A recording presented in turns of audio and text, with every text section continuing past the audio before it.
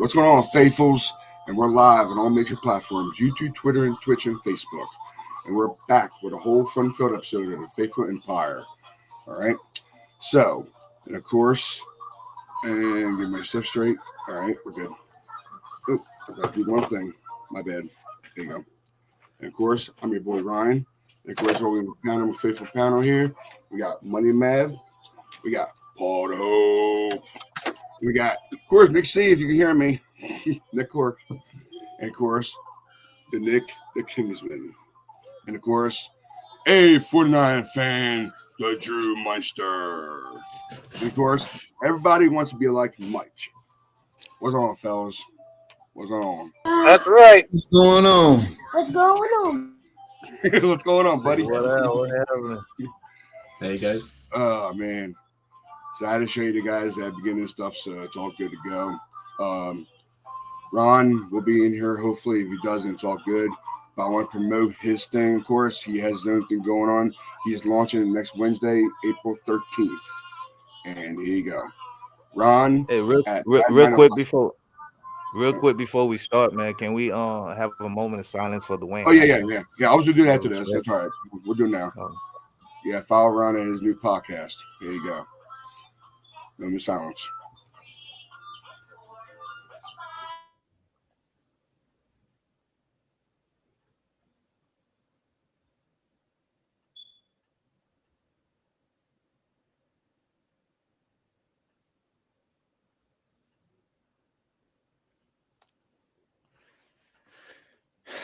All right, man. Yeah, I didn't count. I didn't start counting. I'm sorry. My bad. Oh, you good. Yeah, of course we had to sign up for Dwayne Haskins. He passed away this morning, and it was I guess it was a hit and run, or who knows more story than I do. Go ahead. He got hit by a semi walking down the highway. The freeway. Yeah, the highway. From what I heard, he got clipped and got out the car, and then that's where he got hit. So he had already got hit, I guess, and went to go either check on it, or I don't know what the situation is that they're not explaining more, but that's when he got hit. I didn't even know he was involved in a car. They say he was walking along the freeway. Nah, they say he got clipped. His car got clipped. He got out, and that's when he got hit.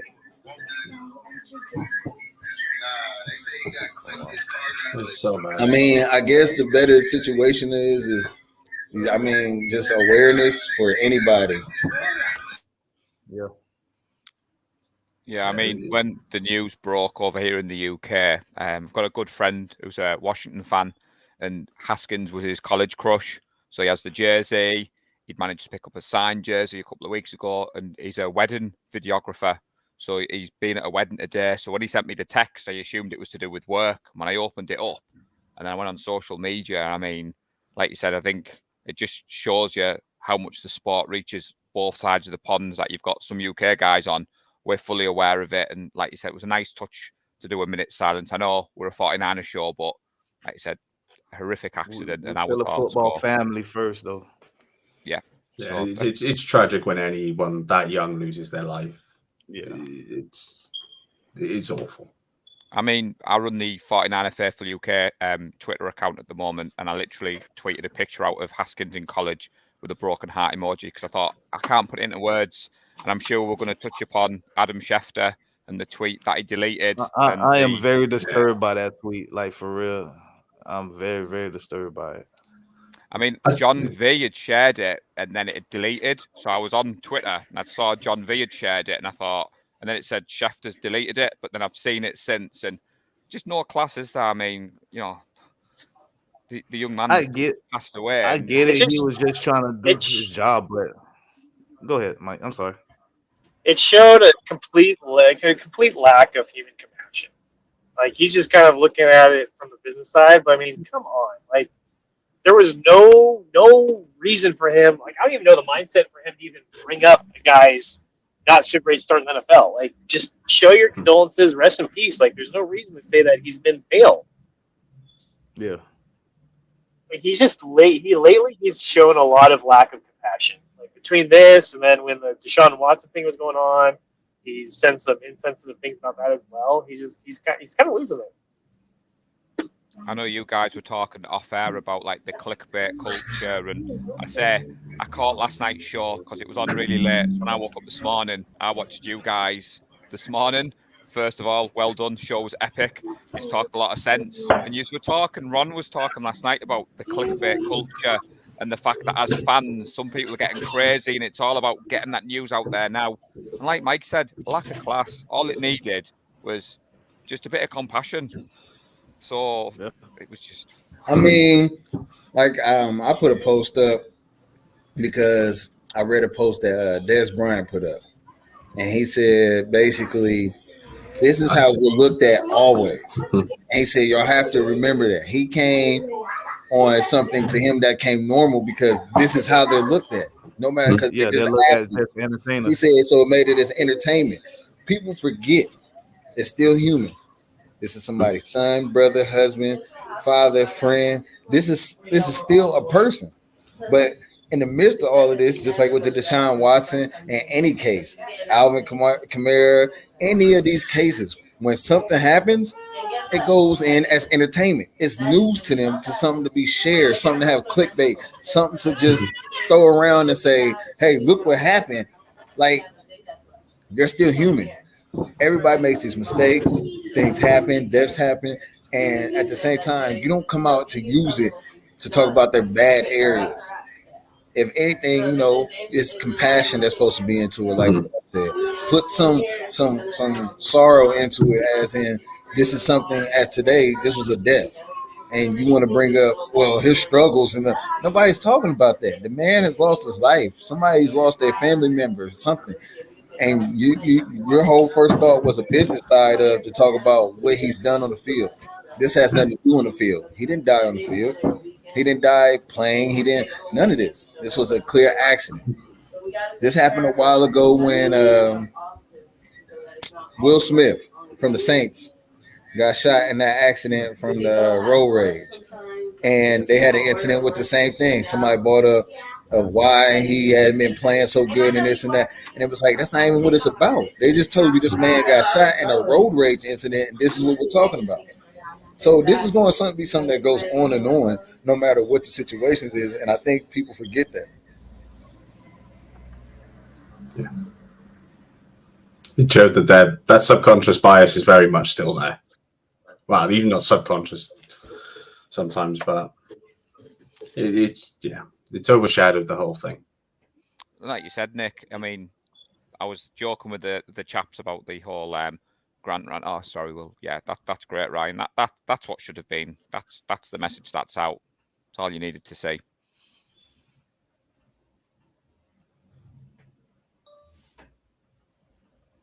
Yeah, I was trying to look for something real quick. I know I knew about it this morning, but I never got any tweets about it until just now because I ain't have time to look at my damn phone. So, but yeah, it's a shame, really is, and never take life for granted. Where it points out to life's short. Tomorrow is not guaranteed for anyone. Rest in peace. Right. Gotcha, man. I mean, it does show, doesn't it, chaps, though, that the NFL is a family, we're a community. I mean, look at the show Ryan's put together. You're bringing all corners, UK chaps, the American chaps. Like I said this morning, drinking me British cup of tea, listening to you guys, Grant rant and talking. Ron was talking about the logic, and you touched upon it last night with the clickbait chaps. I made some notes while I was watching this morning because I'm trying to improve. I'm new to all this. And I was just nodding away with you. And then when Ryan said you were coming on the show again tonight, I was super excited. And then obviously this news broke this afternoon. And like you said, me and my friend talked about it. I was texting Shank Club Nick about it this afternoon because obviously he texted me, oh my God, the news. Have you heard? And it has been nice, like Drew said, to see some of the superstars tweeting stuff out and showing the respects. And I don't know if you chaps have seen the video that Dwayne Haskins had shared yesterday, him and Harris messing about at practice or training they were doing. Yeah. And it just showed you the human side of them all. So Harris is walking towards him, Mav, and he's dressed in like Burberry shirt and matching shorts. And Dwayne Haskins is like, hey, are you Najee Harris? Can I have an autograph? And Najee Harris is like laughing at him. And it I thought that was a nice memory, not the Adam Schefter tweet. That's what I'm taking from this anyway. Kingsman, you want to say something, bud? Nick Kingsman? Yeah. You good? You good? Okay. Hey, Nick C, you want to say something? Are you there, bud? And you're on mute, so I guess you're not there. Okay, yeah. So I got the, I think pretty sure I got the right one. I'm pretty sure I do. Hope I go right with this too. That the one you guys are talking about? With the tweet? Yeah. Adam Schefter? Yep. Yeah. It's disgraceful. It really is. It's just, it makes me sick that it kind of had its moment and it overshadowed what happened. And I just kind of hope that this is kind of a turning point for Schefter, where maybe he doesn't become the guy for breaking news. Someone that can see a human side and show compassion kind of gets that role, because he just can't read a room and it's all business to him, and it's sickening. I think the community of the NFL saw that today. He might see a hurt in his pocket because of this. This is it. I mean, I don't even think he's actually offered an apology yet either, has he? No, he just deleted. He hasn't. Delete this tweet and reword it, and that's it. And dude, that's not an apology.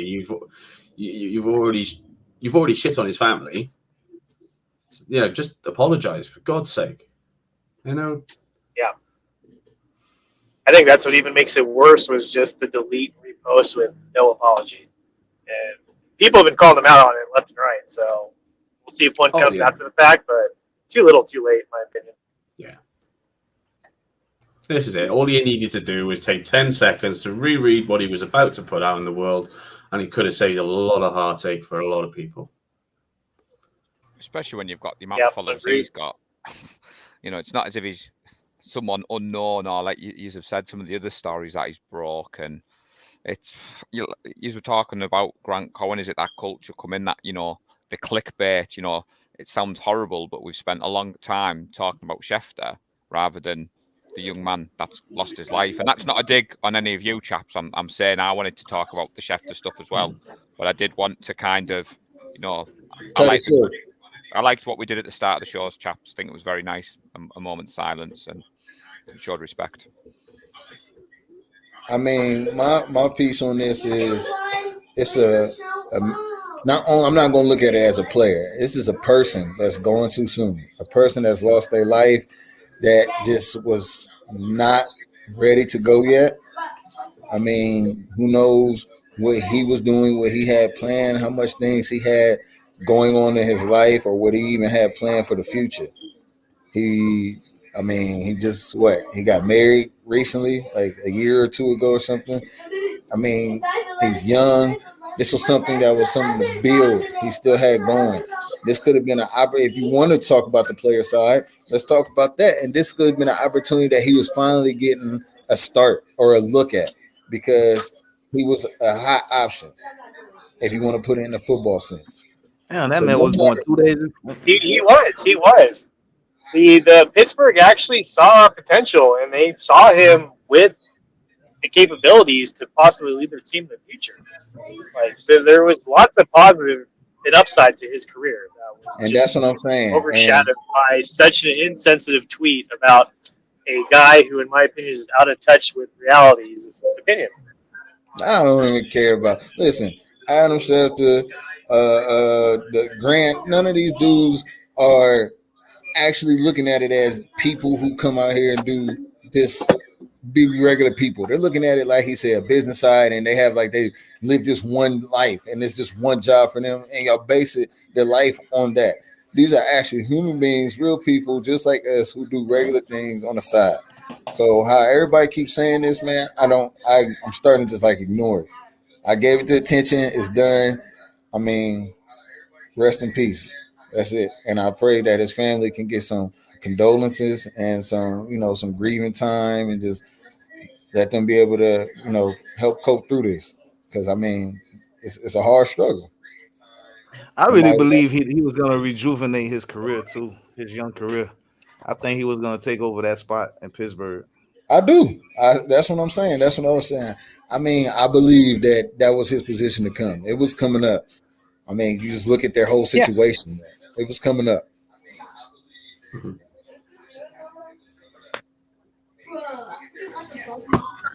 Yeah, it was a sad moment. It really was. And just thinking about all the other players who passed away the last how many years, but it really sad. That really is. So from what I'm reading from the Sun Florida Sentinel was that he was attempted to cross Interstate 595 when he was struck and killed by a dump truck.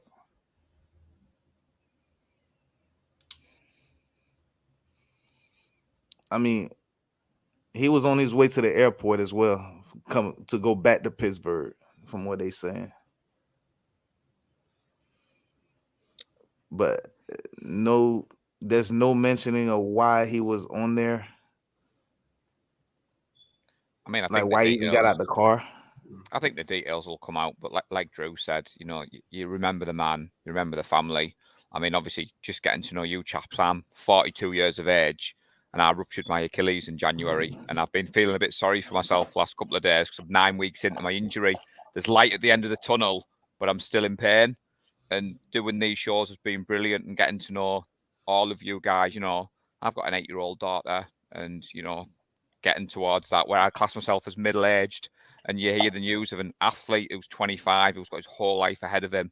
So I was looking forward to tonight's show, catching up with all you guys, and obviously touching upon this. And I think you can tell by the somber mood from us all. And you're right, Drew. We are just regular guys who do this on the side, but maybe we've got a more touch of reality for a story like this. And I think that's what I've seen on social media today. All the big hitters that I'm sure all you guys follow as well, Jason Aponte, John Chapman, Wayne Breezy, all the rest, they've come out and they're saying exactly the same as what we are.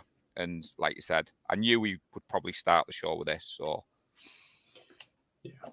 I would say it's not even just the Schefter tweet. Have you? I'm assuming you guys have heard Gil Brandt and what he said. Yeah, I tweeted that out, Nick.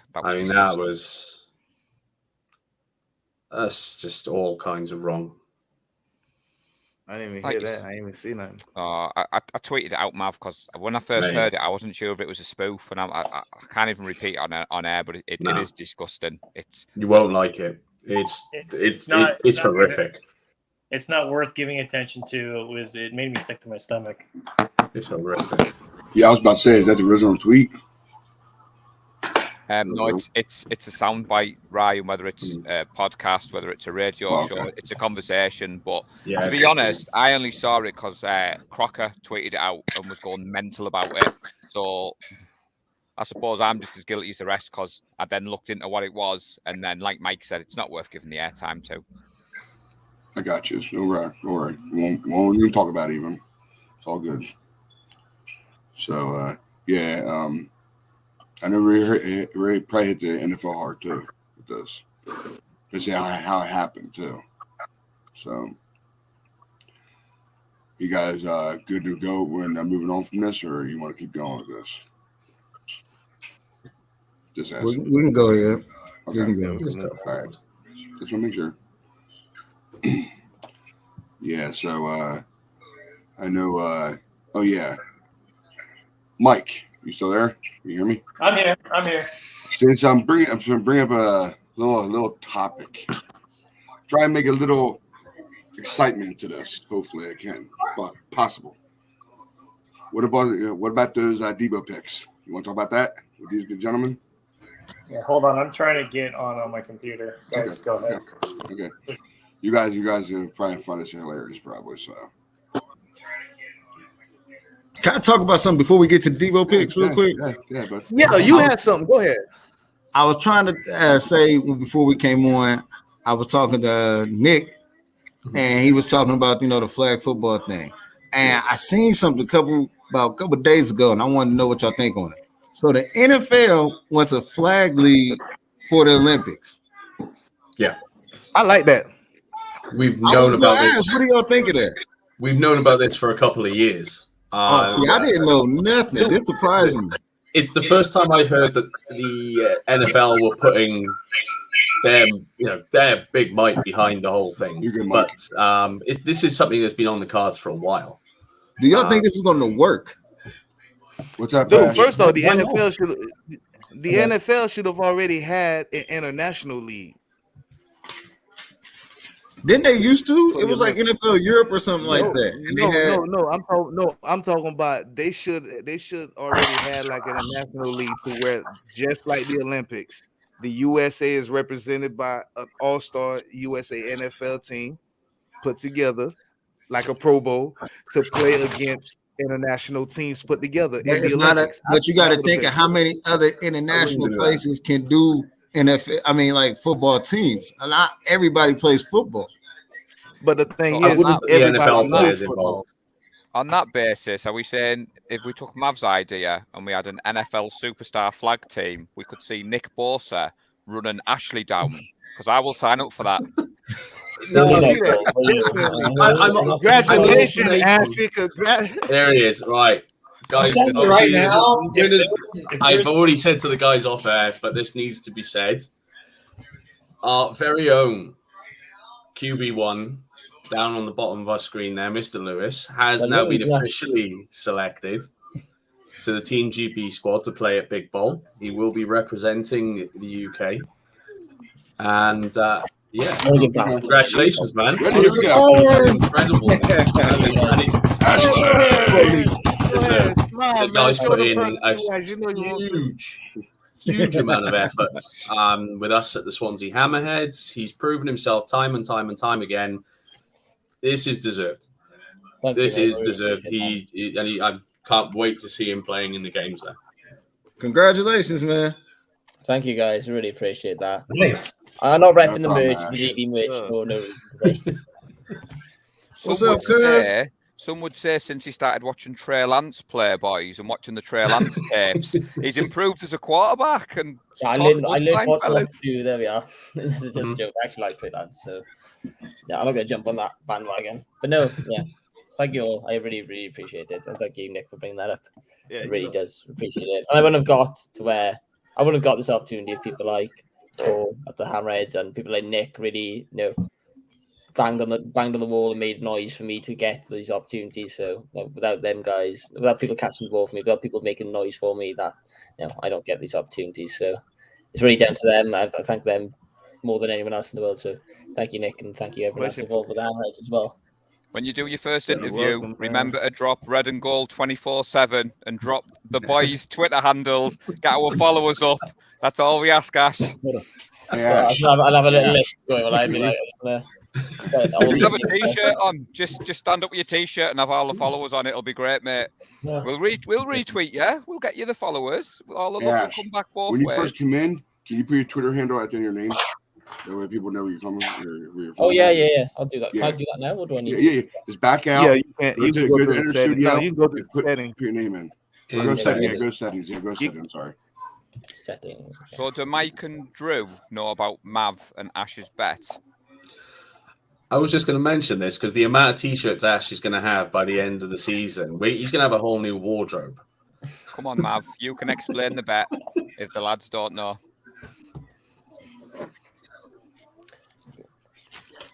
The bet is pretty simple. Trey Lance versus Mac Jones. That's all it is. Whoever has the best record at the end of the season is the winner. Mm-hmm. So Trey Lance, of course, with the Niners is going to win. You pay Mav right now because Mac Jones is trash and he's never going to get anywhere. You saw Mac Jones. If that's last ceiling was the best you're going to get with Mac Jones. So have fun with Jimmy G 2.0. Oh, Mac Jones.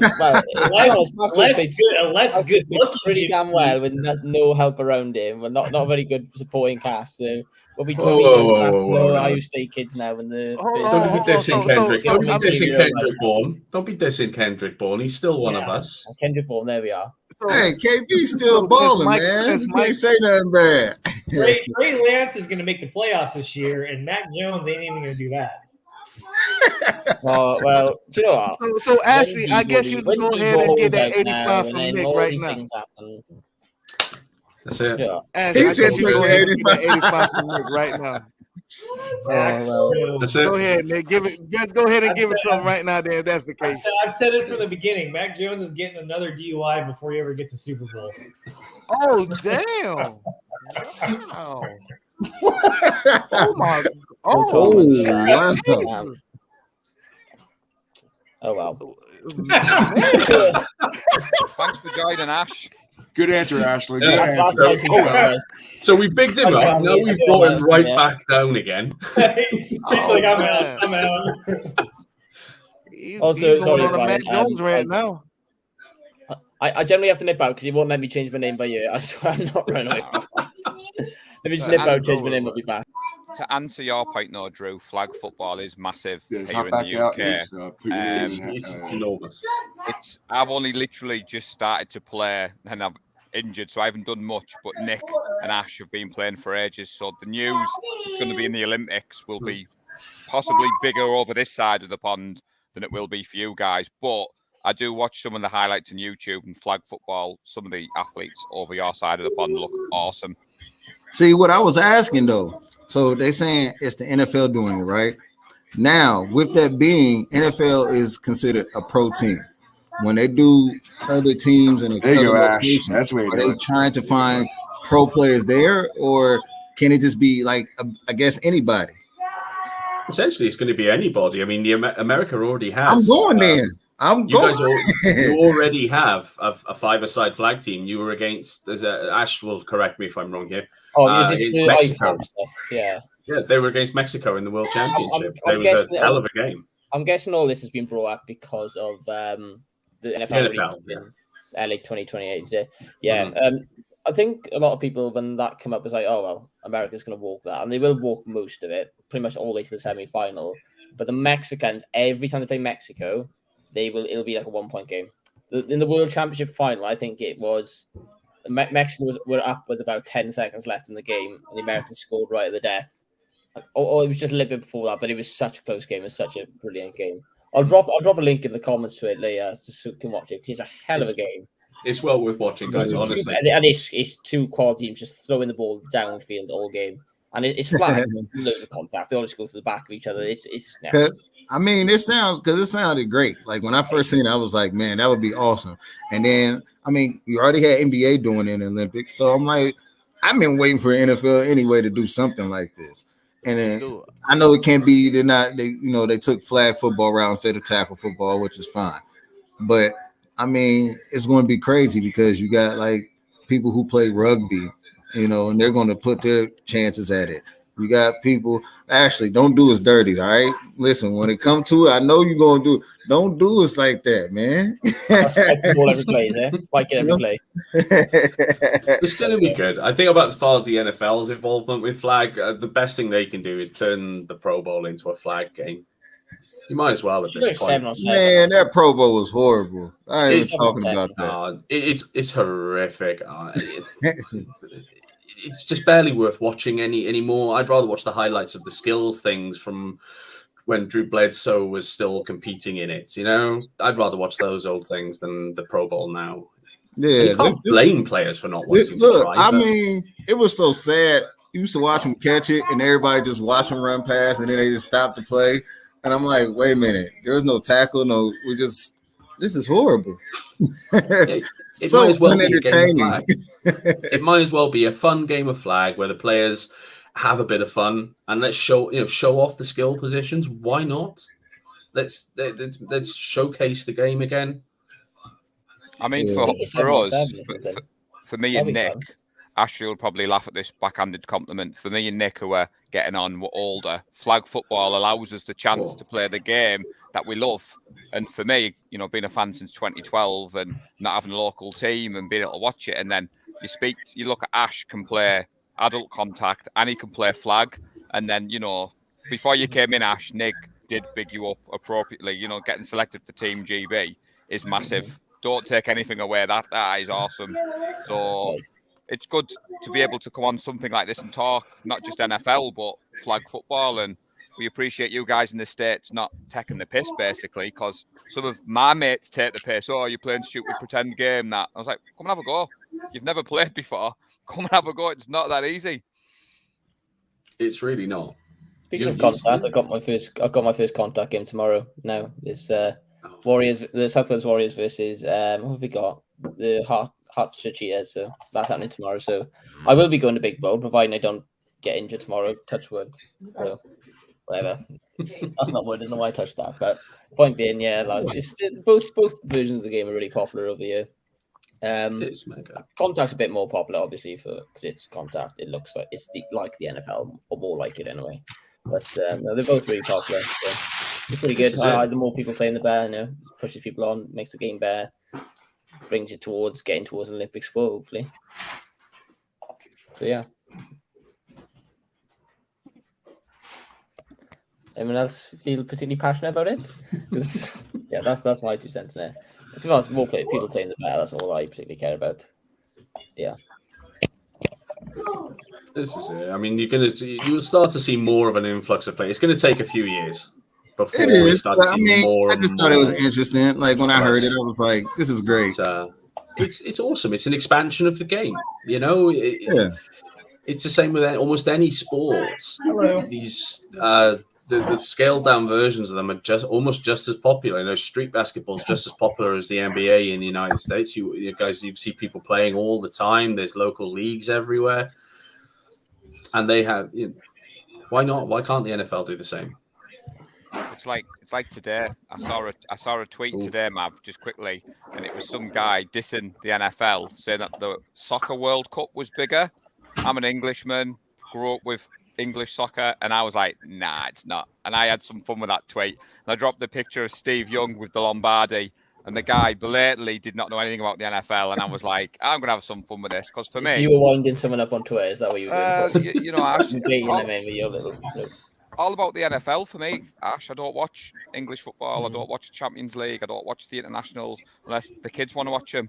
I'm about the NFL and doing these shows and talking to the chaps from the States. I'd like to think that they're impressed with our dedication. We stay up to stupid o'clock in the morning. We're reading the articles. We do like to believe we know what we're talking about. Apart from you, obviously, being a Patriots fan. Oh, yeah, well, that's a given, isn't it? What do I know about football? Speaking of staying up late, though, that was mentioned, actually. Nick was mentioning to me the other day about was I going to stay up for the draft, and I'm still considering it. But I have to get up for work at 6 in the morning, so I am considering it, but it does start at 1 o'clock of year, so I don't know. I've already booked the day off after. I do not work the day after the draft. That is as holy to me as Christmas. I like how Mike's just turned his camera off there, Nick. Sorry, because last night's show, these chaps spent 15, 20 minutes talking about the weather and moaning about how hot it is. And as a UK guy who lives in the northeast of England and it's cold and rainy, I've just spotted Magic Mike sat in the sun with his, there you go, Mike. Yeah. What's that thing? He's bragging again. Mike's bragging again. I know. I got kicked out. Our house cleaners are here, and my wife's like, "You can't be inside. You gotta go out." So hold on. Outside now. Mike, I could brag right along with you, Mike. It's hot as hell out there too. I'm looking at the window right now. I'm like, okay, yes, but I had to put my curtains down just to get the light out a little bit. I turned my heating on. Yeah, it snowed in England yesterday. To defrost the missus's car for her to go to work. It's April. Why is it still snowing? It should be sunny.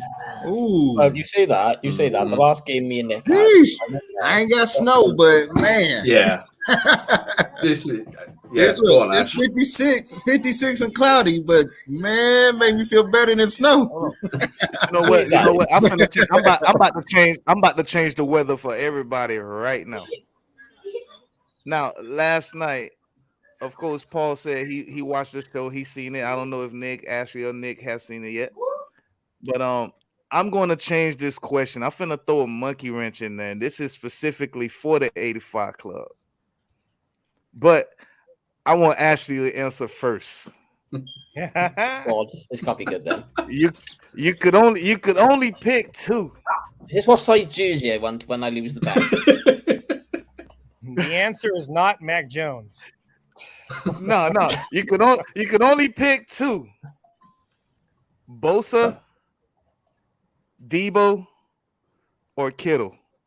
No, you can't throw a third in there. Gotta go. Come on. You can't throw a third in there. I was about to say the same thing. I'm gonna throw a third in there. Just no, because here's I gotta throw a third in there. I gotta throw a third in there for the 85 club. The reason you can't. I'll tell you what. I'll answer both versions.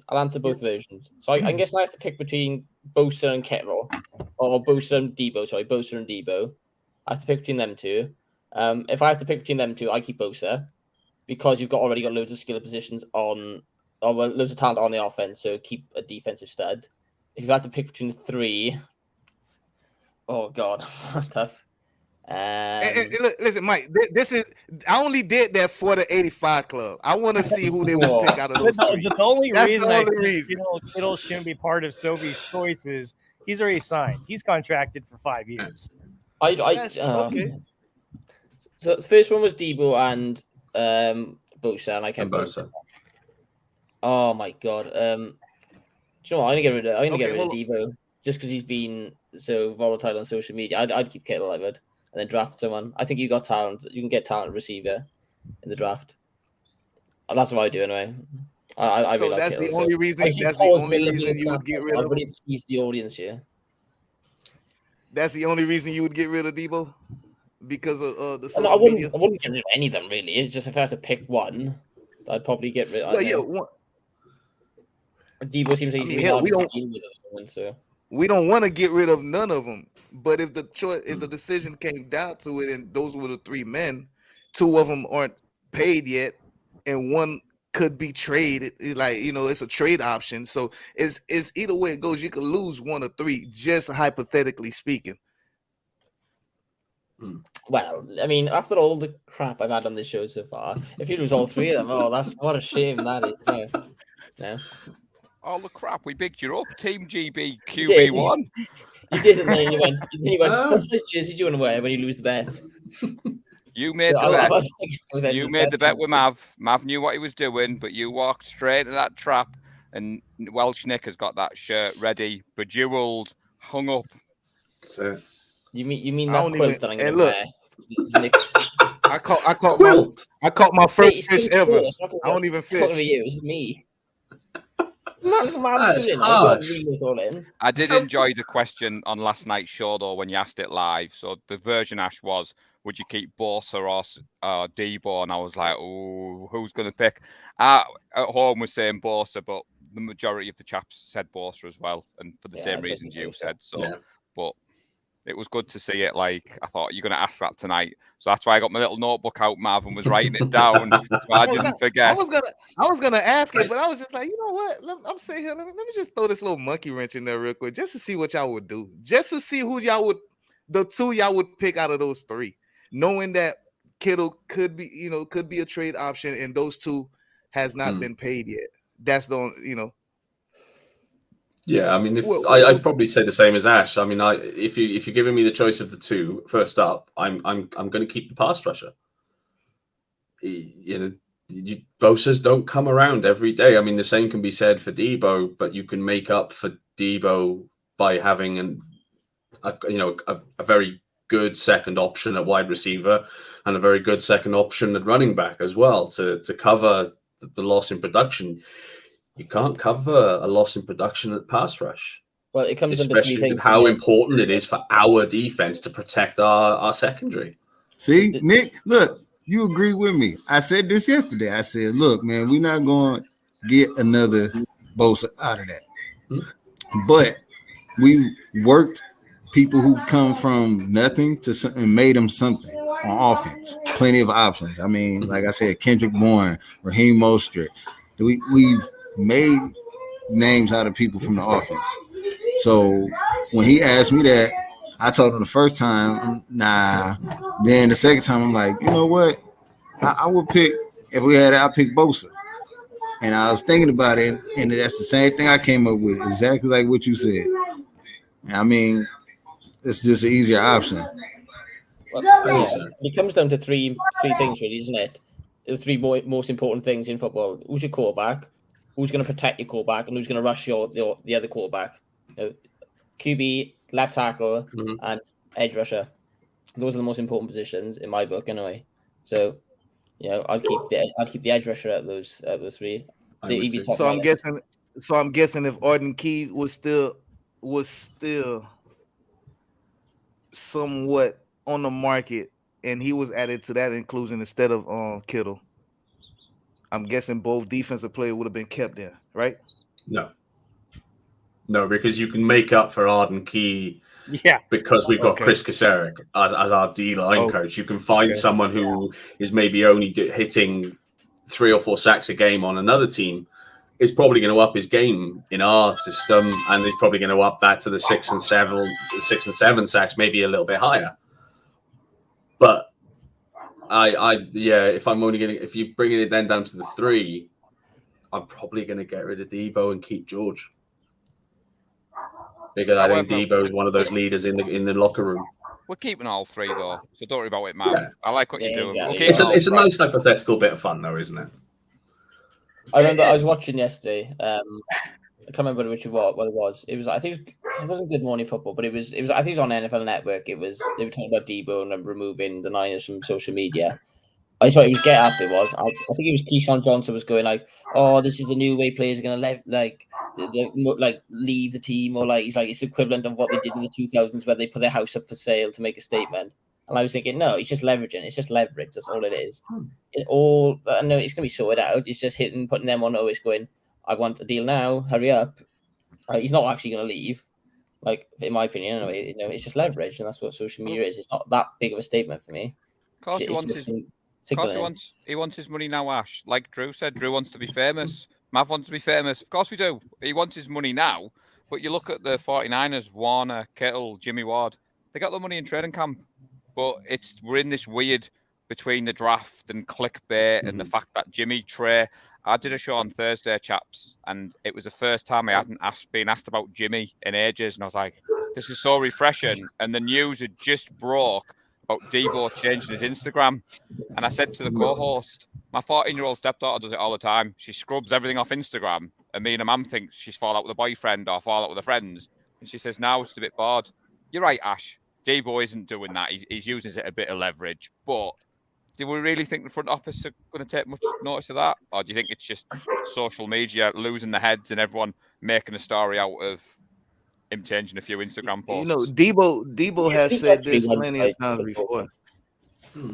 I mean, Debo has said this plenty of times before, man. Just, I'm going to let y'all think what y'all want to think. I'm going to let y'all run with what y'all want to run with. He said it, didn't he? Not everything he tweets is about football. Yeah, exactly. Like my Twitter account. There was one tweet. I can't remember what he did, but it was in March. He said something, and the fan base got all up in arms like we always do. And he said, "Faithful, relax. I'm not going anywhere." That's when he was having dinner with McDaniels, right? Yeah. He was asking about realtors he was asking for in Miami, wasn't he?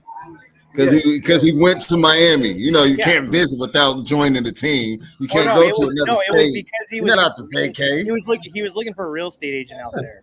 And it's because he trains out there. So he's like, it's just because I'm training, guys. Relax. I'm not going anywhere. But in this day and age, social media is the one. You train at the Texans, you go to the Texans. You train in Miami, but I'm saying, but I mean, for real though, let's be honest. If I have that much money that he has, why can't I have properties all across everywhere I want to without y'all thinking something? Exactly, man. Listen, I'm not. Florida's got some lovely tax rules. I got places in different places. Dude, I'm right here in Tampa, Florida, bro. Like, if I had the money Debo had, you do not think I would have me like 2 condos down in Miami, somewhere in South Beach, somewhere just so I can go chill if I want to. I would have a spot up in Georgia in the mountains somewhere just so I know. Okay, no, you won't. No, you won't. You don't want them. You don't want them. Why not? Hey, listen. Why not? Would I rather Tennessee then? Just go up in Buckhead. You be all right. I would have a condo every place I like to vacation. That's true. You guys were chatting off air about Debo's contract and the guaranteed money, and that's what I said on the Thursday show, Ryan. When I did it, I said it's about the look at the other contracts, the look at what the others are getting, and tongue in cheek, of all us 9 came on here tonight, and Mav's getting $100 an episode, and we're all getting $10 an episode, and Mav's like giving it the whole big guns. We're all going to be a bit like, I want some of that. And wait, you guys are getting paid? Well, your team Wait, QB1, you're not? you should be getting paid. No, that's all sorted. That's all sorted. Shush. Okay. But it's Checks in the mail, Ashley. Checks in the mail. I mean, Mike, you said it. Have you got my address right? I got 10% as well. Earlier. Mike said about the guaranteed let's not money. start this shit again, Nick. Yeah. For everyone that doesn't know, Nick always claims to be my agent. No. Yeah, maybe that's why he's digging me up. I get 10%. So if I'm getting 10 quid from my paycheck, and I'm actually getting another pound of Ashley, so I'm on 11. So it ain't no claiming what he is. No, then God say claiming he shall have it. They all want to get paid. And Mike was saying it about the guaranteed. Sorry, Mav, you said before we'd give Jimmy G 50 million guaranteed. Are we gonna? Yeah, just right about 50, like 48, 48.7 or something like that. Debo is gonna get the most guaranteed, and then Bosa's gonna break that record. But I think he's gonna get anywhere between 65 and 73 guaranteed. Now I could see Bosa getting that if Debo get about Mark, keep the receipt. Bosa's gonna have over 100 million guaranteed, easy. The Bosa situation worries me more than Debo, because I worry that Bosa desperately wants to play with Joey. It doesn't worry me. One, no team's gonna afford both of them. That's just ridiculous. Two, the front office knows the Bosas. They know how they do business, and they know they don't want to mess it up. I think the Bosa situation is going to be very cut and clear. His agent's going to be like, here's what he wants. We're going to say, okay, and sign it all. It's going to be very cut and clear because those guys are such businessmen that they're not going to mess around. Do you not think that's already been talked about, though? They're just waiting. Like, okay, we already discussed it. It probably is because we've really heard nothing about the Bosa situation from any camp. So that makes no news is good news, in my opinion. So it makes me feel like they've already talked, they've already agreed, and they know it's coming in the summer. Yeah, he's just got to wait for everything to Debo's just impatient because he sees all these other top receivers getting paid, and he's like, when's it happening for me? And I guarantee they've told him, just stay calm, like it's coming. And I'm sure they already gave him a low ball offer. Now it's time for them to counter, and it's just going to take a little longer, but it'll happen. He's not going anywhere because he's a Shanahan guy. Like I said earlier off air, the same thing happened with Trent Williams. It was looking like we were going to lose him. He came back and he called Shanahan personally and said, hey, you guys had me. Now you're going to lose me to KC. What are you going to do about it? And Shanahan said, relax. He made the calls he needed to make, and we got the deal done. And I feel the same thing's going to happen to Debo because Shanahan is not letting Debo go anywhere. He knows he's his golden ticket, and Shanahan loves him. So, but he made that. I think he made that clear when he said that, and all this started before all the Jimmy and everything. He said, no matter what, we're going to have Devo and Bosa for a very long time. Yeah. I think he meant that. That was something he meant. It's just they still have to work out contract deals. You know, when was the last time any coach have really meant something and stuck to it? That's a legit question. Man, you always got to throw a curveball. Ain't nobody asked for a curveball. When it comes to his guys, Shanahan doesn't mess around. They've always looked after them. And Debo is his guy. If it was coming to a point where money was involved, Shanahan's going to call that front office and be like, "I want him. You do what you got to do because I need him." And they're going to jump. Shanahan says, "Jump." So who do they lose then, or who do they restructure? Who do they mess with if you're gonna pay Debo all that? Like, well, we see we got a lot of time to look at it all. I mean, I'm actually thinking Debo's actually having a bit of fun with this. I think he's done it as a bit of a laugh from his side of it. I think he's trolling us. I think it's a little both. I think he did it to make a statement, but I think the original unfollow was his statement, and then when everyone got up in arms and national media started catching hold of it. That's when he's like, all right, I'm going to scrub this even more. And that's when he got rid of his profile picture and he scrubbed all of his posts about us. 100% he's starting to have fun with it because he doesn't care. He knows it's happening. It's frustrating. Dude, all that stuff is archived. Yeah, all that stuff is archived, 100%. Man. He's 100%. Not. Yeah, so the second he signs, he's going to put it all back up, and everything's going to be fun and happy in 49er Kingdom, and everyone can find something else to complain about. Listen, did y'all see the video I sent y'all this morning? The ones who was in the group, I showed y'all the video. Do you understand how accurate that kind of was? And I'm like, kind of. It's a joke how they did it, but dude, it looks very accurate. Okay, so if Ashley, Nick, and Paul, if y'all haven't seen it, it was on Twitter. Somebody put a video up of Debo talking about why he did what he did with the social media. So the guy comes on, he basically tells him, like, you're going to act like a baby about this. He's like, yeah, until I basically get what I want. And then at the end, he said, I forgot which receiver he said. He said, you're going to pay him, but you're not going to pay me. That right there. Okay. Hilarious. I've seen that. Yeah, that's funny. But, I mean, we all know that's why he did it. Yeah. It's a bit of posturing. It's a tactic. Yeah, it's a new tactic. Social media is the new way of life for these guys. I mean, back in the day before there was social media, the agents would pay beat writers to write fluff pieces about their clients to gain some traction and to. Social media scares people. They're like, he took down pictures. Oh my gosh! Everybody go nuts! Set the building on fire. Social media is this. Social media is this. My new profile picture. Single. Everybody sliding your DM then. Everybody is in your DM then. So guess what? Debo, what are you doing? If I'm the Jets, hey, what's up, Debo, man? What's good? What's up, bro? If I'm McDaniels and the Dolphins, be like, hold on. And ain't that what I sent y'all last night? Who was it? Cordell Patterson talking about putting the Debo picture up, wanting to sit there. Yeah, he's trying to recruit. First of all, nobody's trying to go. Listen, nobody's trying to play for Atlanta. Nobody's trying to play for Atlanta, man. Stop playing. Look at the QB and be like, nope, I'm good. Thank you. He was like, who's your quarterback? Mariota. Nah, I'm all right. Did you not see what I just got done playing with? Debo Samuel leaves the chat. He said he needs the chat. Leaves the chat. That's it. There's no response. Just Debo Samuel leaves the chat. He was like, okay, who's your backup? Felipe Franks. Stop talking to me. Stop talking to me. Oh, no. He don't even say that. Then he's just left on red then. Yeah. That's it. That's where he blocks him. And who's the backup to Felipe Franks, which is even more funny? I think it's him in a way. Do you know? No clue. Rosen. Is that's where he's gone? Is he? I think Rosen's actually second string. He's the backup to Mariota. So yeah, I actually rated Rosen, which is horrible. You know what's sad, man? What's sad is that I actually like that Rosen, man, over there at UCLA. I did as well. Yeah. That's who I wanted in the draft. I wanted him in the draft before we traded for Jimmy. Yeah.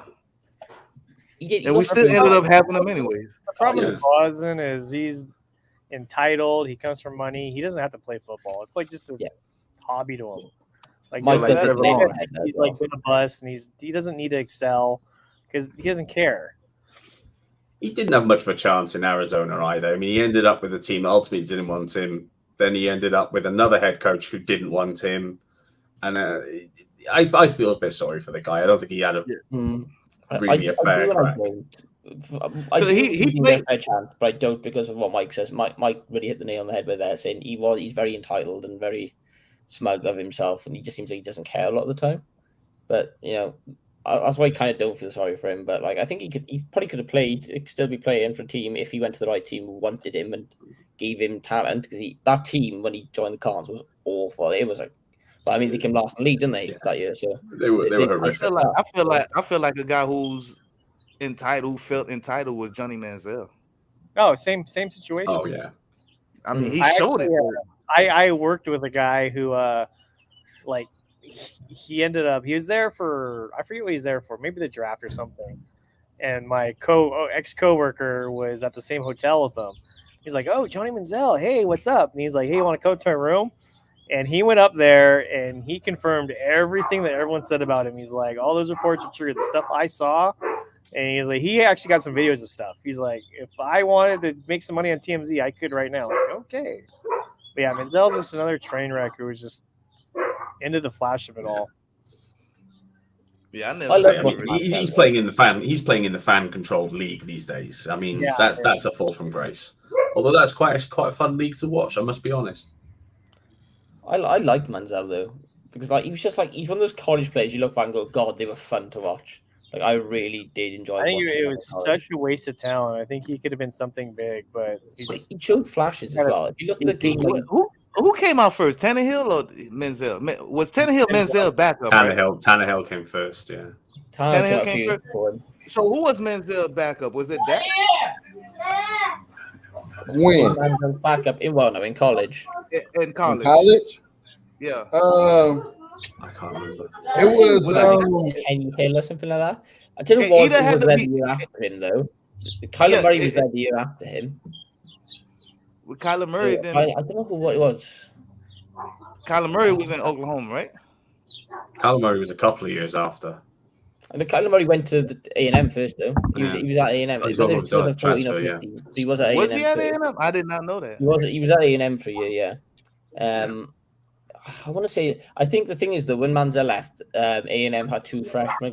Matt Jokel was Johnny Manziel's backup, and then he transferred to UTEP. Can't say I know him, to be honest. Because it felt like as soon as Manziel left, it was either Tannehill or Prescott. Tannehill was. I think it was Prescott. I think because then Prescott came up. Prescott came from Mississippi State, didn't he? Are we talking about Manziel's backup in colleges now, or are we just talking about? No, in college. Followed him. Okay. It's just such a blur for me anyway. But Tannehill definitely came first because Tannehill actually played receiver in college for most of the time. I remember he was a receiver at A&M. Then he transitioned back to quarterback. So yeah, back when they were in the Big 12 as well. Yep. Yeah, for me, like Manziel's one of those quarterbacks I would still always like really enjoy and have appreciation for. But he's one of those QBs, and for me, that were college QBs above anything else. So he's in the same sort of categories as Tebow to me. Like Tim Tebow, which I think who else would go into that category. Probably never cared. Like that. Ryan Leaf. Sorry? Ryan Leaf. Yeah, it wasn't as exciting. He wasn't the national team of the Tebow was to me. But people like what was it old Florida QB before Tebow? Nick, did you just curse on the show? I just cursed. I just cursed on the show. I might have, yeah. I'd like to formally apologize. You said Ryan Leaf, bro? Like, oh, right, okay. Why is that name even mentioned right now? He's great. He's a legend. I'm about to say, Nick, you're grounded off of airtime for 5 minutes. Are we gonna have a new segment where, like, you get grounded for a really bad take?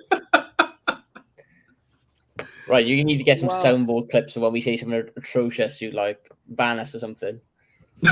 Yeah, you get put in the Grant Cohen pound or something like that. I don't know. No, I won't go. You must spend 5 minutes talking to Grant Cohen to realize your mistake. I won't go. I won't. You don't have to make me. You can't make me. I won't do it. You say something. I can always remove you, but I don't want to do that to you. Yellow card or go in the sin bin.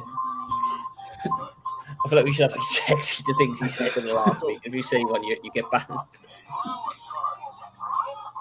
That'd be funny. Ron got unfollowed by him this week, didn't he? That was something that happened as well. I'm trying to think of other scenarios for the Niners that we can come up with right now, just to have some fun with. Some crazy off the wall scenarios. Come on, Drew, think of something. I want to hear a crazy scenario from you, Drew. A crazy scenario of what? From the Niners. Give me you know I give you want a crazy scenario. You want a crazy scenario? We're gonna trade all the draft picks and we're gonna get a number 1 pick. Boom. Damn. No, just that's almost like saying I have 7 straight home games. Hey, 7 straight games, right? Technically, it kind of is our home game because we take over every field we hit. So I'm just saying, technically. I appreciate that, Drew. You got my back. I got you. I appreciate it. We did make Levi South. We did. Okay, check this out, right? I'm gonna take your question and I'm gonna really truly flip it. Now, how many of those draft picks that we have do you believe we can get rid of just to get in the first round if we wanted to? Man, we would have to give up. It wouldn't be just draft picks. We would have to give up a player, and somebody's going to want a player out of that. We would never Go ahead, just name them. They're Go going to ahead, take somebody put it out big. there. Give me the draft picks and the player. Okay. Crazy scenario. Give me the you draft gotta picks give a and the big player. name up. So you got Debo. You can give up. They're not going to give up Bosa. You could probably throw in Fred in there if you want because. Shoot, like I said, we got rid of DeForest Buckner. I wouldn't be surprised. They'd be like, yeah, throw in Fred Warner in a trade. I mean, I wouldn't be shocked anymore. I'll just look like, oh, shoot, okay. I would still, for a first round, if they really wanted the first round, I would have took about a couple of our first 2 picks and give them Jimmy and another pick. First, I want to get rid of him anyway, and nobody's going to think of it. First off, what would you have to add to maybe Greenlaw? You said, what would you have to add? What would you have to add? Maybe what picks would you have to add to maybe put in Greenlaw into the equation? Because Al-Shair's come up a treat, man. I think he could step in and be the starter. Greenlaw is definitely an option. Scenarios of packages with Greenlaw, so that could be a possibility. I mean, I figured one of them was going to go anyway at the beginning. I mean, we talked about this a while ago, and Math brought it up. And I figured it was going to be Greenlaw or Aziz. Somebody. I don't see Greenlaw. I don't see Green. Yeah, I don't see Greenlaw staying too much longer. I don't have nothing against the guy, but it's a great trade option. So about we it's like get rid of Greenlaw for me in the third for a first. Oh. Nah, Greenlaw in the third. Greenlaw a second and a third. Okay, and we get a first. Cause see, Drew mentioned Debo. And listen, for like honestly, I talk so much trash, but when it comes to Debo, Bosa, or Kittle, I would take draft picks for them and a player for them. I'm not. See, look, you just made Nick go down. Look, Nick turned the camera off on you. Like, man, I'm out of here.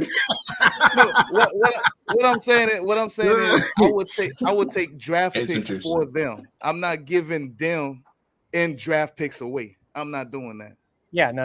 No, I mean, you really wouldn't have to. So let me rephrase that. I was speaking too fast before my mind was going because you're right. I'm not going to give you a draft pick plus one of them big names. No, but I'm saying that if you really want a first round, any team that's up there right now is definitely going to try to take a player from us. I mean, I'm not saying they don't want draft picks, but they don't want our draft picks. So Mike said a second, a third, and Greenlaw. What do you say?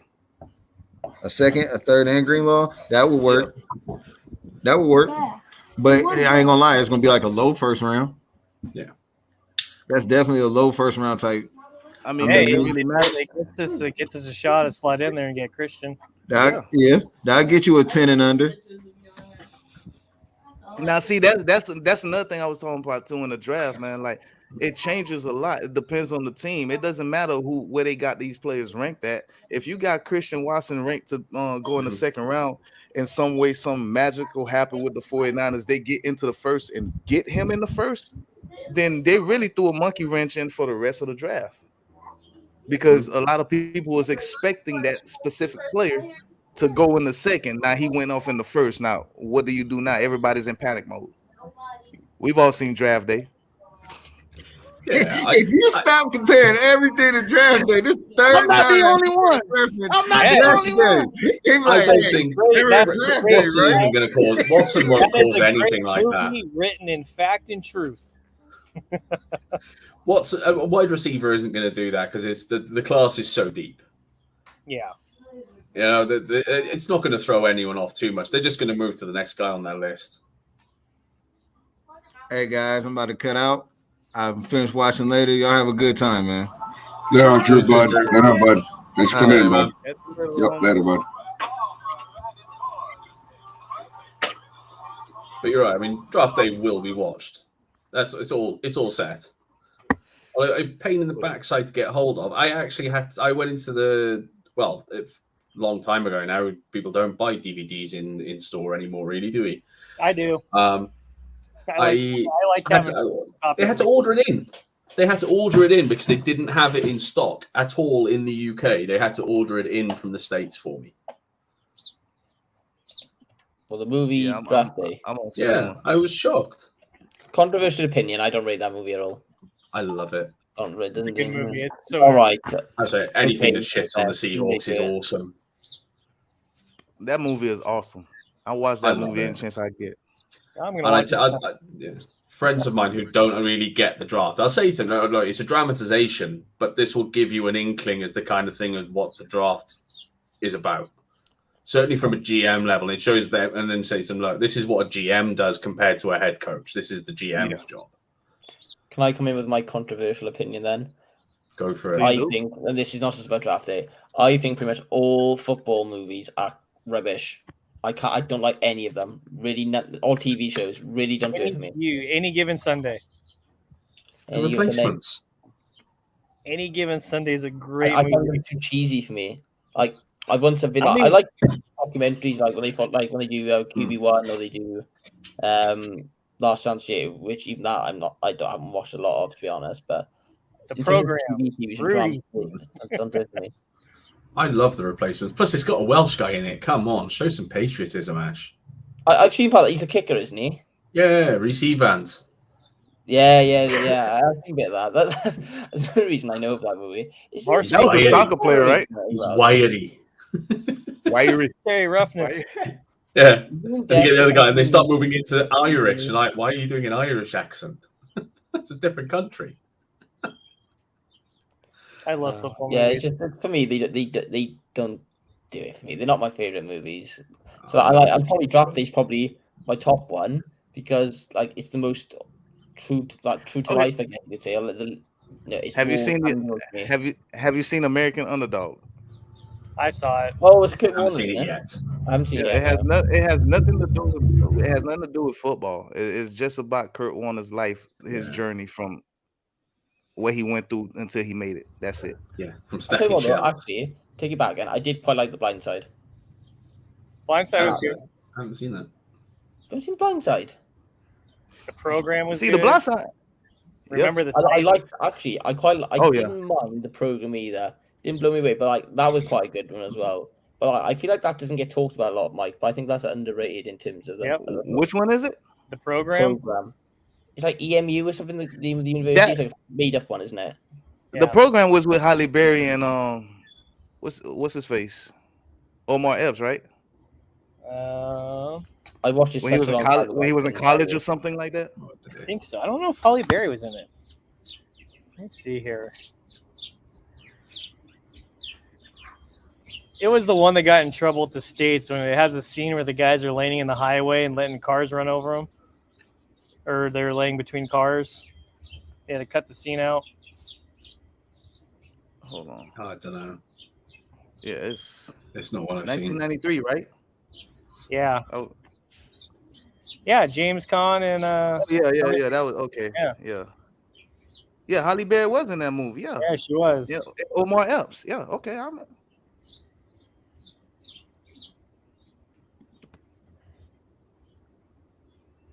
Although I will say, I know obviously Ash has said about not being too keen on American football movies.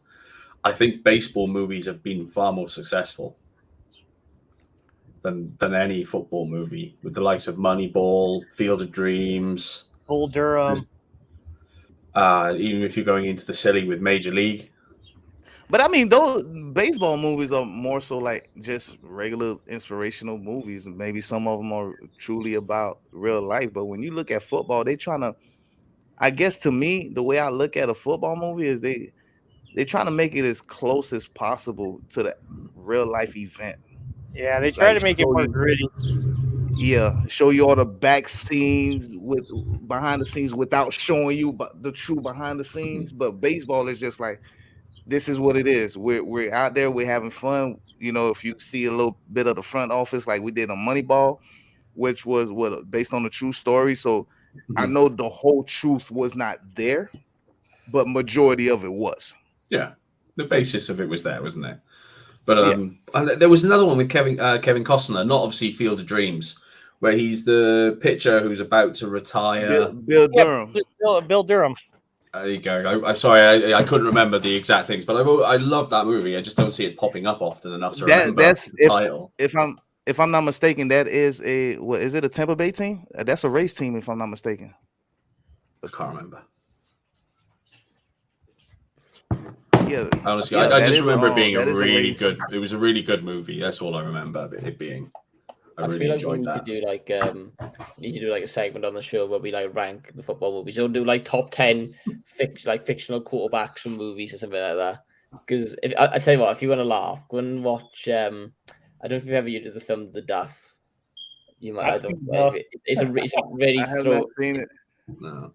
It's such a throwaway film. No, it's not worth watching. Apart from one scene where like the girl is talking to the quarterback of the team, and they've had the actor they've said to him, "Oh, just like catch the ball and throw it, practice taking the snap and throwing it." And that'll be the scene when she's at training, and he gets shed off. Literally just going like that, like that. He can't throw, and it's like, oh my god, he's supposed to be going to Ohio State in the movie, and it's just like the most glaring. Like they really should have thought this through, and they clearly thought no one would know it, but it's so glaring and bad. It's hilarious to watch. It's such a well-known gift. If you think of the Duff QB throw, it's literally the actor's just going to go.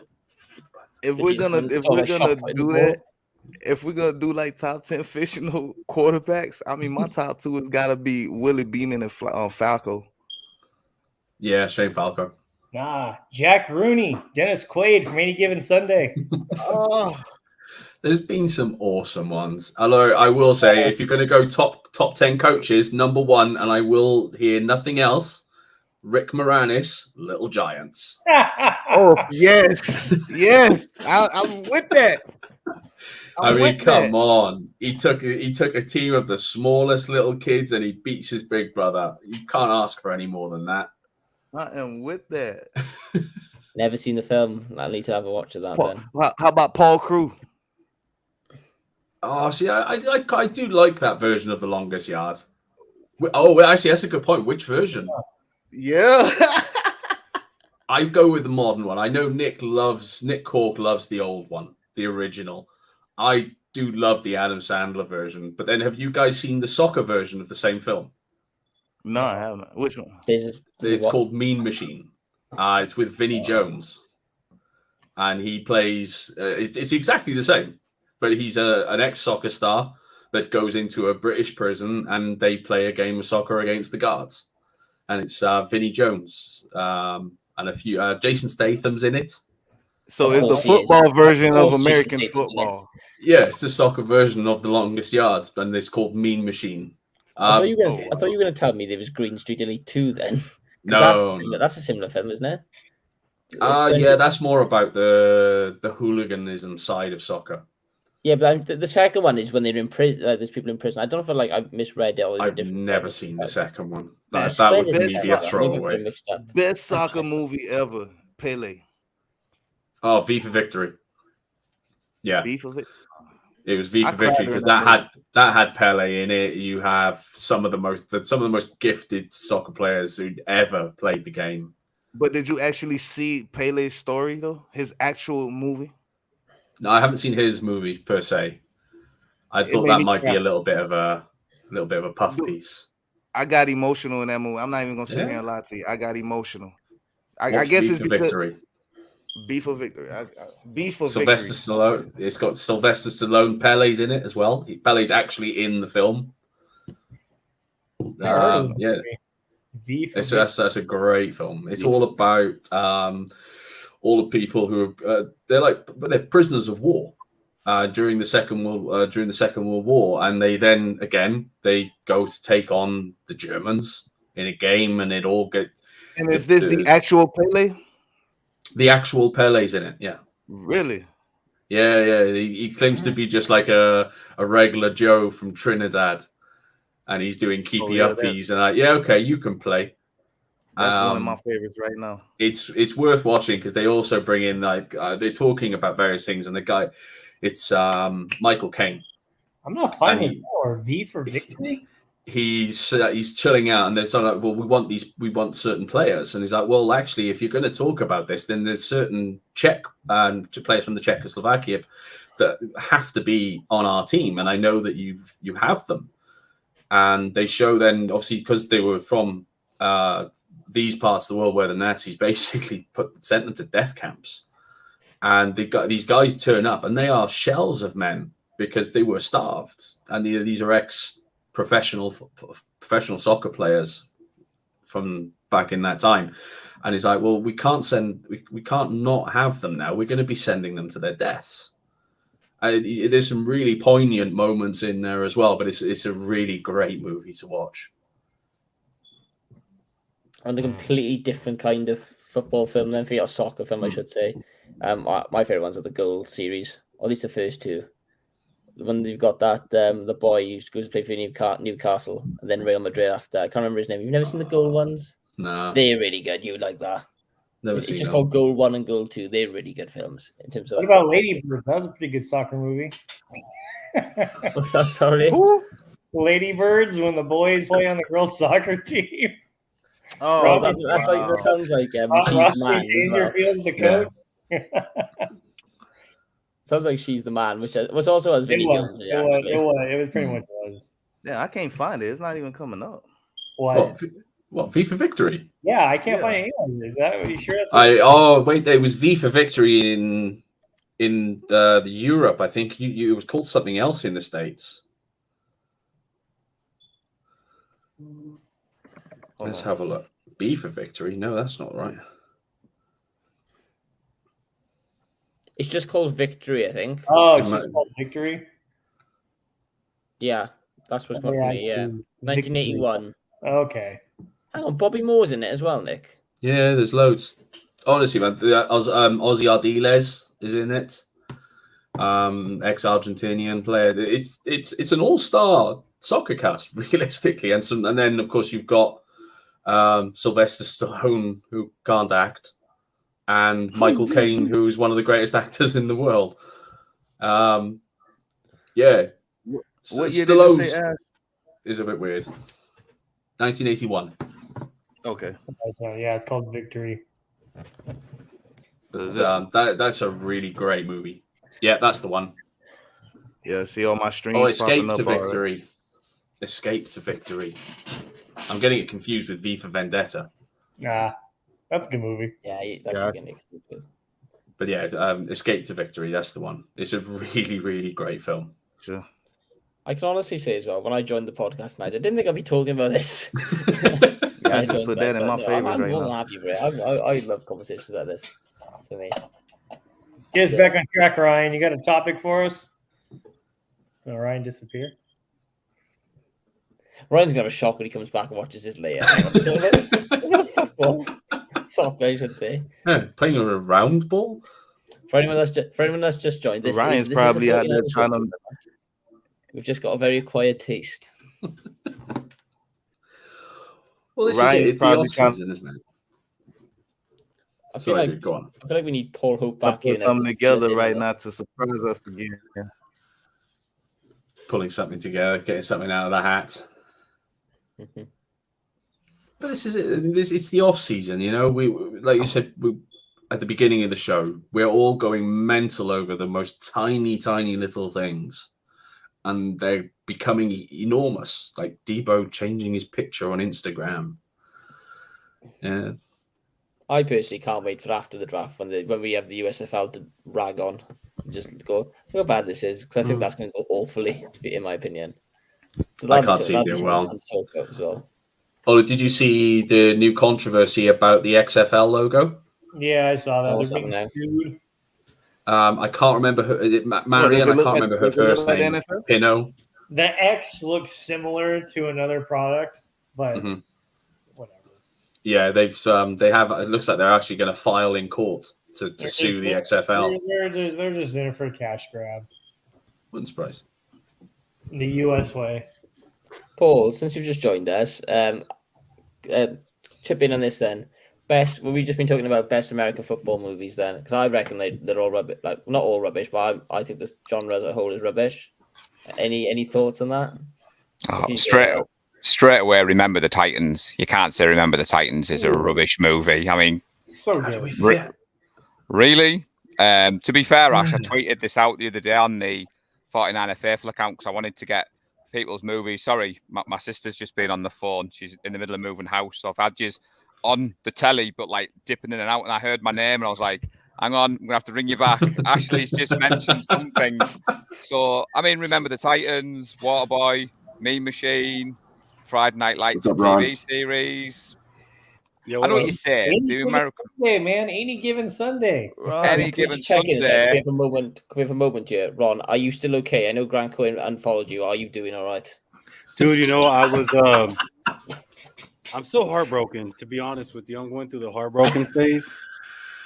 But I'm glad you asked. Which stage of like grief are you in? Are you at anger yet? Or have you come to accept? Are you at acceptance now? You look like you've come to acceptance. Yeah, I think I just hit the acceptance, but that's only because I have beer to guide me along the way. That's your coping mechanism, is it? He hasn't hit anger yet. If he hits anger, Ash, he bombards you with a load of WWE memes and gifs when he hits the anger stage. I don't know if you saw, me and Rod had a nice little Twitter battle last night. Yep. So I think anger will come next week after I had time to think. I mean, it just happened, so probably Monday or Tuesday get back at me. Yeah, it's still fresh. I'm like still in shock. I can't believe it. Is that when you're going to drop him as your first guest? What's that? Is that when you go live with your new show on and Grant comes in as your first guest? It's all been a ruse, bit of a Twitter battle, and then you're like, hey, Grant, let's sort it out on air, buddy. Yeah, I think we need to air some things out here. I need closure. And I might want to have him on. I don't know if it's going to be the first show, but I think I need a little bit of time to get over it. I damn sure need to be there for that episode, for real. You know, I'm sliding into that show. I need to clear my calendar for that one. Mm-hmm. Yeah, I want to know what set him off. I don't know. So I don't know if it was me scrubbing all my pictures off his page or him scrubbing off his pictures off my page.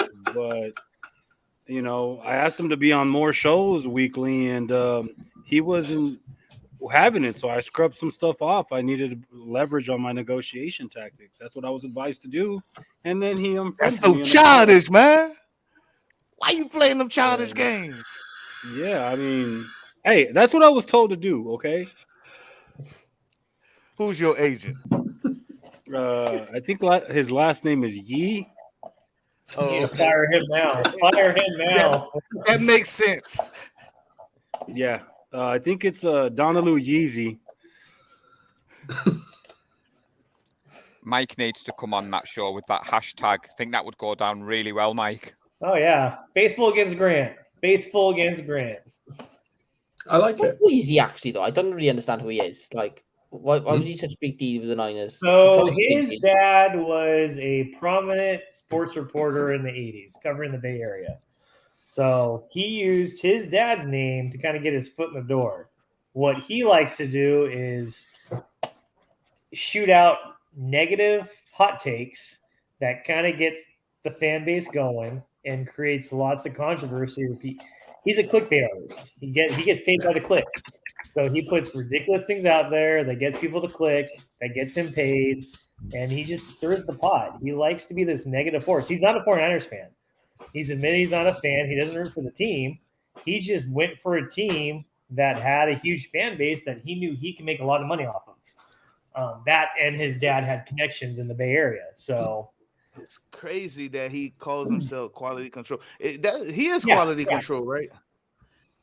But it's like I hear that word get tossed around a lot, and I start to question myself. I used to do quality control. Who do we I lose? used to do control, and it's nothing like that.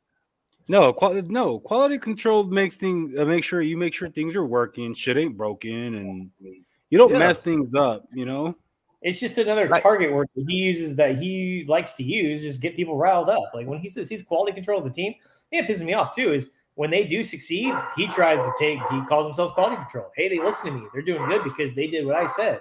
Get the fuck out of here. I mean, it really does pull me off. Look, I learned one valuable lesson this week about the whole situation. It's okay if Grant criticizes everyone. Not okay if you criticize Grant. Yeah, he can. Justice for Ron. Yeah, Justice for Ron. Yeah, justice for Ron. Just about to say it. I was just about to say it. Sorry. Justice for Ron. Yeah, I'm glad I got support in all of this. I didn't look. So when I tweeted that out, I didn't realize how much attention it was going to get.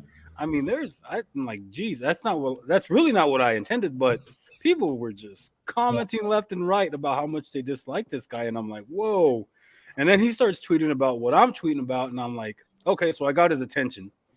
But all I said was like, hey, dude, like, you don't speak for everybody. You know what I mean? Like, yeah. I don't even remember what I said anymore. I'm still heartbroken. So to talk us through your heartbrokenness, do you want to plug your new show, Ron, for us guys in the UK? Tell us a little bit.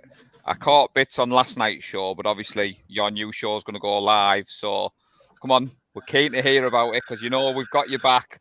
We'll be tweeting the links out and everything. Sweet, yeah. So so it's called That Niner Life. I'm launching Wednesday, so we're back and forth, but I think I'm going to land on Wednesday, the 13th at 7:00 my time. Probably the weekend for you guys. I don't know. I don't know how time goes for you guys, but it's 7:00 my time, Pacific Standard Time. So I kind of got the idea from one, obviously doing a co-host with you guys here, but it hit me that there's a lot of people doing a lot of cool things amongst the community, amongst the fan base. So I want to have my regulars, but at the same time, I also want to give the stage for people who want to come on here and, basically get their name out as far as what they're doing as entrepreneurs, as even musicians, whatever. So, that's really what it is about. Like I said, it's a lifestyle. So anyone who wants to come on, give us their take, whether you're a Jimmy stan or whatnot, anyone who has a product, any 49er merch, anything that they're doing, they want to come on and they want to, show us what they're doing. That's what it's there for. So it's going to be fun, guys. I really look forward to having everybody on there.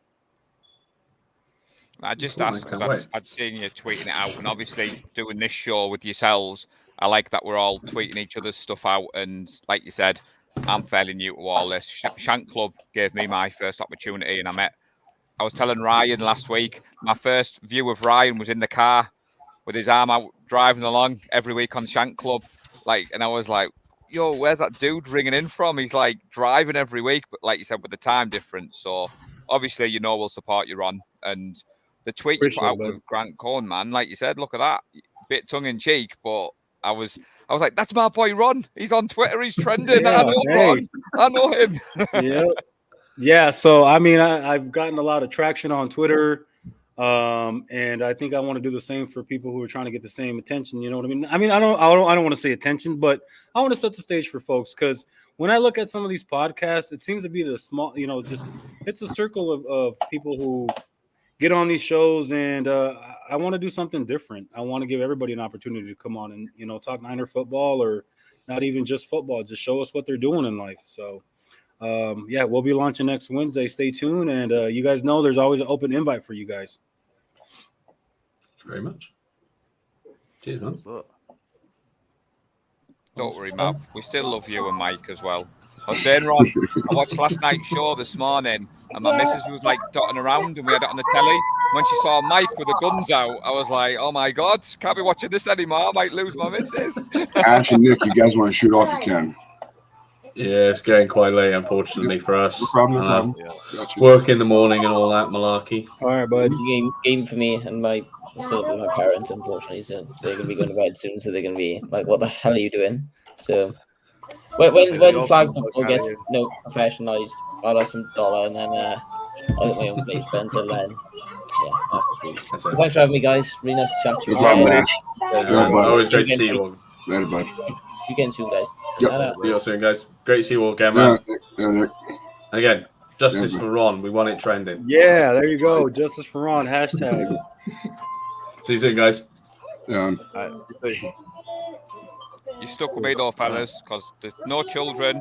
The missus is out. 10:15. Oh, you good. guys are my company tonight, so I'm not going anywhere till you're done. So dinner the movie on you then, right?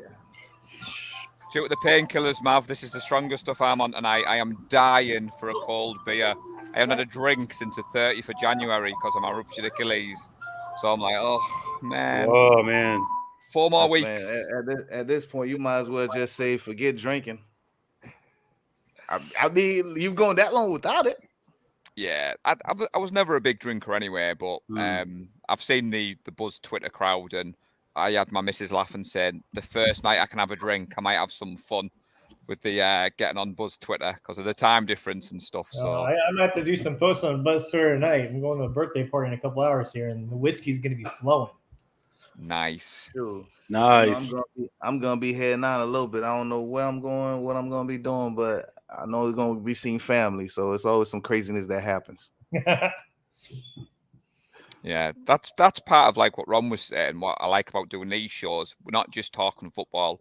You get to meet people, and I know you shared, Mav, about your brother, and getting to know you all on social media and following you all and having that bit of banter and your attitude. What I like, I always feel that sometimes on this side of the pond we take out the crazy side. I love my team, but like listening to you guys yesterday, I was like, wow, you're right, you're logical. You're not screaming over each other. You say, Mav, you see it from a front office point of view because of the age you're at and doing the fantasy football. And I forget sometimes other shows that I watch and you hear the horse shouting at each other and getting at each other. And I think, have I struck lucky? Because all the time I do this for you guys, we have good dialogue and good banter, but we continue it on social media. It isn't just, oh, you're on the show, I'll let him have his 5 minutes airtime and then won't interact. And that's how we're all growing. I mean, I'm at nearly 2,000 Twitter followers. My friends are like, are you paying for them? I'm like, no, people seem to like what I'm doing, so I'm going to keep doing it. Yeah. I've been gaining some traction, gaining a lot more followers. I think I've gone like 400 more followers in the past like week and a half. So nice. And obviously I run the 49er Faithful one because the guy who used to run it didn't have the time. I said, give me the password. I'll get that one up. And you said about your tweet, Ron, with Grant Cohen. When Jimmy did his press conference and said goodbye, I did a tweet out and I tagged Jimmy in it. I think it was much, farewell, good luck, goodbye. It was literally a nothing tweet. Went to bed, woke up the next day and I'd had 250,000 impressions and it had been retweeted like 3,000 times. And I was like, wow. So the lad was like, how have you done that? Like, we never got that ever before. And I was like, I just struck right. I just tweeted it out literally minutes after his press conference. And then from that, I think we've got nearly 4,000 followers now. We don't have that many people in the group. Nice. Timing's everything. That's for sure. Yeah. Tweets. But also, positivity will get you a lot further than the negativity. I think a lot more people are starting to respond to the positive output out there than just talking crap on everyone and bashing the players.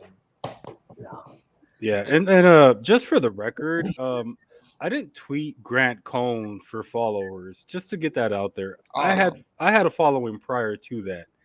Again, that just it took off. So, but I get what you're saying, Paul. You know what I mean? Like, things can change overnight. I think that's what happened for me. It's like now I tweet something, I'm like, whoa, I didn't realize I'm getting this much attention. Like, it's retweeted and there's a crap load of comments everywhere, and I'm like, okay, maybe people are starting to know who I am. It is what it is. Let's go with it. So I guess I'm starting to get my footprint, and my signature on the fan base, which is pretty cool because there's a lot of negativity around there. And like you said, I'd like to counter that. That's what I'm here to do, is bring a different perspective to things. But your tweets, though, like since I've started following you, I've noticed the positivity in your tweets, and you're not just chasing the clicks. And you're right, you didn't do it for followers. And because I know you, when you tweeted that out, I just chuckled because when I was off air, I seen Mav shared that funny video where that guy did the sketch about Bosa. Yeah.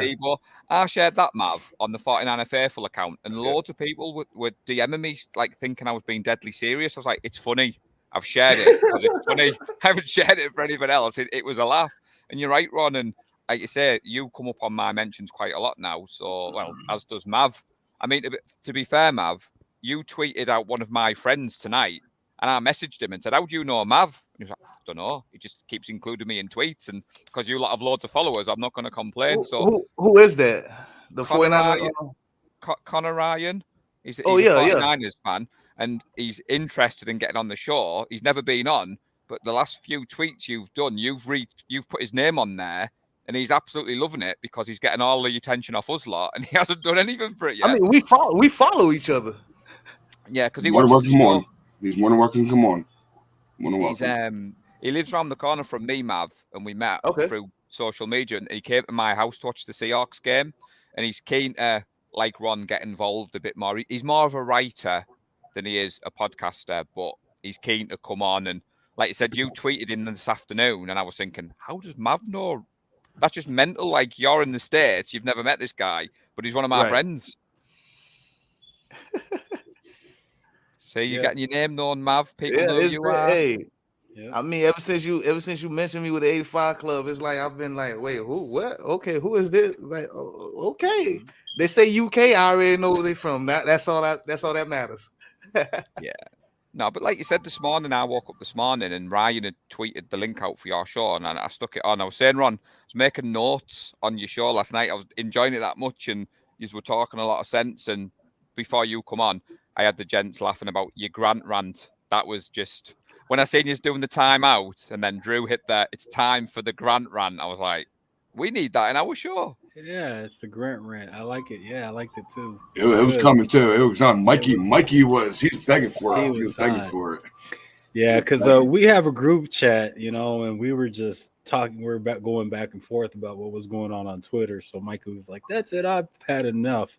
And then it just came up with a segment, and then it was history after that. So it was funny. The Grant rant. Mm-hmm. Ass clown. Yep.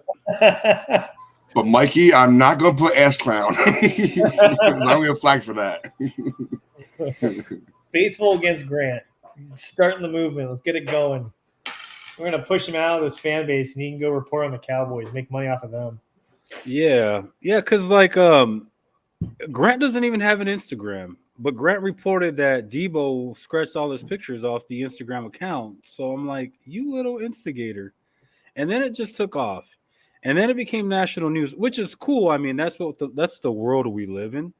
But someone's got to counter that, you know what I mean? And I'm like, hey, not everybody sees it that way. So, it's just crazy how things work sometimes. It's crazy. You said with social media. I'm not sure what you chaps are. I'm big into my social media, Instagram, Twitter, and with me being off recently, Ron, I had to tidy up with my Instagram. So I sat at home bored, missus is at work. I went through, deleted a couple of duplicate posts, took a few posts of the kids off. One of my friends rang me. Are you all right? I was like, yeah, what's wrong, mate? He went, some of your pictures have disappeared. I was like, yeah, just, there were over 1,000 posts, and I just wanted to refresh a few bits. So when the Debo story broke on Thursday, I'd do a show with a Jets fan at dinner time in the UK, and it literally just landed. And he was straight away like, what's your thoughts on it? Are you worried? I was like, no, we don't do our business till training camp. And he's done this before. And I remembered the Miami story, which Mike was talking about. He was tweeted out, oh, can someone hit me up with a realtor? And everyone started to lose their shit and be like, oh, Debo's going. But he's on a rookie contract. He wants guaranteed money. It's a business. Of course he wants looking after. And I don't understand why some of the fans... Oh, time out. Go on then, Mav. Since you mentioned Debo again, I'm gonna go to run with this. I'm just looking over a tweet that he replied to, Jesse's tweet. Oh yeah, I told you, Jesse and I sometimes, 90% of the time which one is it? Okay, it's about the annual salary from Hill, Adams, and what Debo is supposed to be. Yeah. Oh yeah. Oh yeah. So go ahead, man. No, go ahead. You said somebody, if the team moves on and pays him, and they absolutely have to change the way he's being utilized. I mean, we've always talked about that. But do you really feel like he deserves it based on the annual salary that we see from Hill and Adams? 2 times first team All-Pro, 3 times first team All-Pro, 3 seasons with over 1,300 yards, 4 seasons with over 1,200 yards. The other little tidbit that people seem to be forgetting about those guys, they already got paid. This is their second big contracts. Okay. Well, especially Hill. Like, you can't compare, like, Debo's first big contract should not be comparable to Hill's second contract for a guy that's been doing it for years consistently. But I mean, it seems like that's what a lot of people are comparing what he deserves versus what. It's not apples to apples. It's a completely different situation. It is, yeah. So that's what I said. So I mean, I get where Jesse's coming from. Those guys got paid based off their body of work, and Debo's technically getting paid for what he's projected to do. And I said, when you deal contracts, those are two of, you know, maybe 3 or 4 different ways as to how you pay somebody. Because that's how we paid Jimmy. We didn't pay Jimmy for his body of work. No. We paid him for what we thought he was going to be, and it didn't work out. So my point on that was, whoa. Yeah, I get that those guys are putting up those type of stats, but look at how many years they've been in the league compared to where Debo. It's not apples to apples. And you also mentioned the reason why he's been utilized was because of absence of certain players like Mostert and such. Right. So a lot of people are now starting to knock him for the way he plays football, but that wasn't a concern to them when he was doing it. So, you know, there's a couple of things that I kind of like take issue with, or I have a different opinion on. Is in the season, like, we were like, Debo is by far like should be an MVP candidate, but now that we know how much Debo wants to get paid, we're having a problem with it. So yeah, I think it was innovative Kyle last year, and it was a gap with Mostert, and you know, obviously the limitations of Jimmy Garoppolo was why we found Debo doing what he was doing. It was like, basically, hey, Kyle, give me the rock. Like, you know, we're 3-5. Like, we need a win. And yeah, I don't think it's apples to apples. You know what I mean? And that's what I tell Jesse all the time. Like, he puts up his stats, and I'm like, you can do anything with stats if you really want it to, but it doesn't tell the whole story. So that's where we were at with it. You know, just to sum that up a little bit, he was saying these guys are known already and have done it. And I'm like, yeah, well, when you negotiate deals, you know, it's situation by situation. You don't just lump everybody into one group. And again, it's not Debo's fault that the Jags decided to break the market with Kirk and that ridiculous deal. So, you know, that's not on Debo. Okay, what would have been a more reasonable deal for Christian Kirk, in your opinion? Christian Kirk, you're talking about Christian Kirk as like the number 2 or 3 option. I mean, whatever the Jazz gave him, in your own opinion, what would have been a more reasonable offer?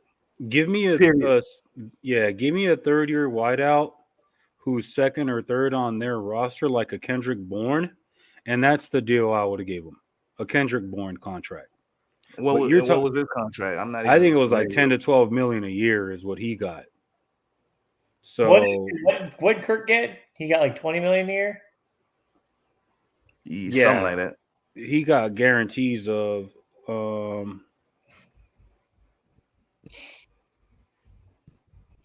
let me pull it up. I think he should have been 15 at the max. He got a $72 million deal. I think 37 million was guaranteed, $20 million signing bonus. Okay. See, for the UK followers, I don't know if you guys know, the 49ers are connected to Leeds United in the English Premier League. Mm-hmm. And about 20 years ago in the English Premier League, when the money exploded, Leeds were one of the big spenders. And there was a player like Christian Kirk, Leeds bought him. And if you go back, I'll give you the name afterwards. But this agent went to Leeds United thinking, I'm going to get 20 grand a week off Leeds United. And they came in and went, right, 80 grand a week, sound all right for your first week? And the guy was like, 80 grand a week, I'm going to sign that. So the reason I'm bringing that story in, Ron, is Kirk and his agent have gone to the Jags and they've come out and said, there you go, £72 million. He's not going to say, oh, actually, a bit too much for me, that fellas. I want to be paid like Kendrick Bourne. And you're right. I was nodding along because that's what's upset the Debo market. None of the others. He's looking at that contract and thinking, that's what I want. Give me a piece of that pie. You can't blame him. But Mav, you said before about Jimmy and the guaranteed money. You got to remember when we give him that guaranteed money, the salary cap was a certain number.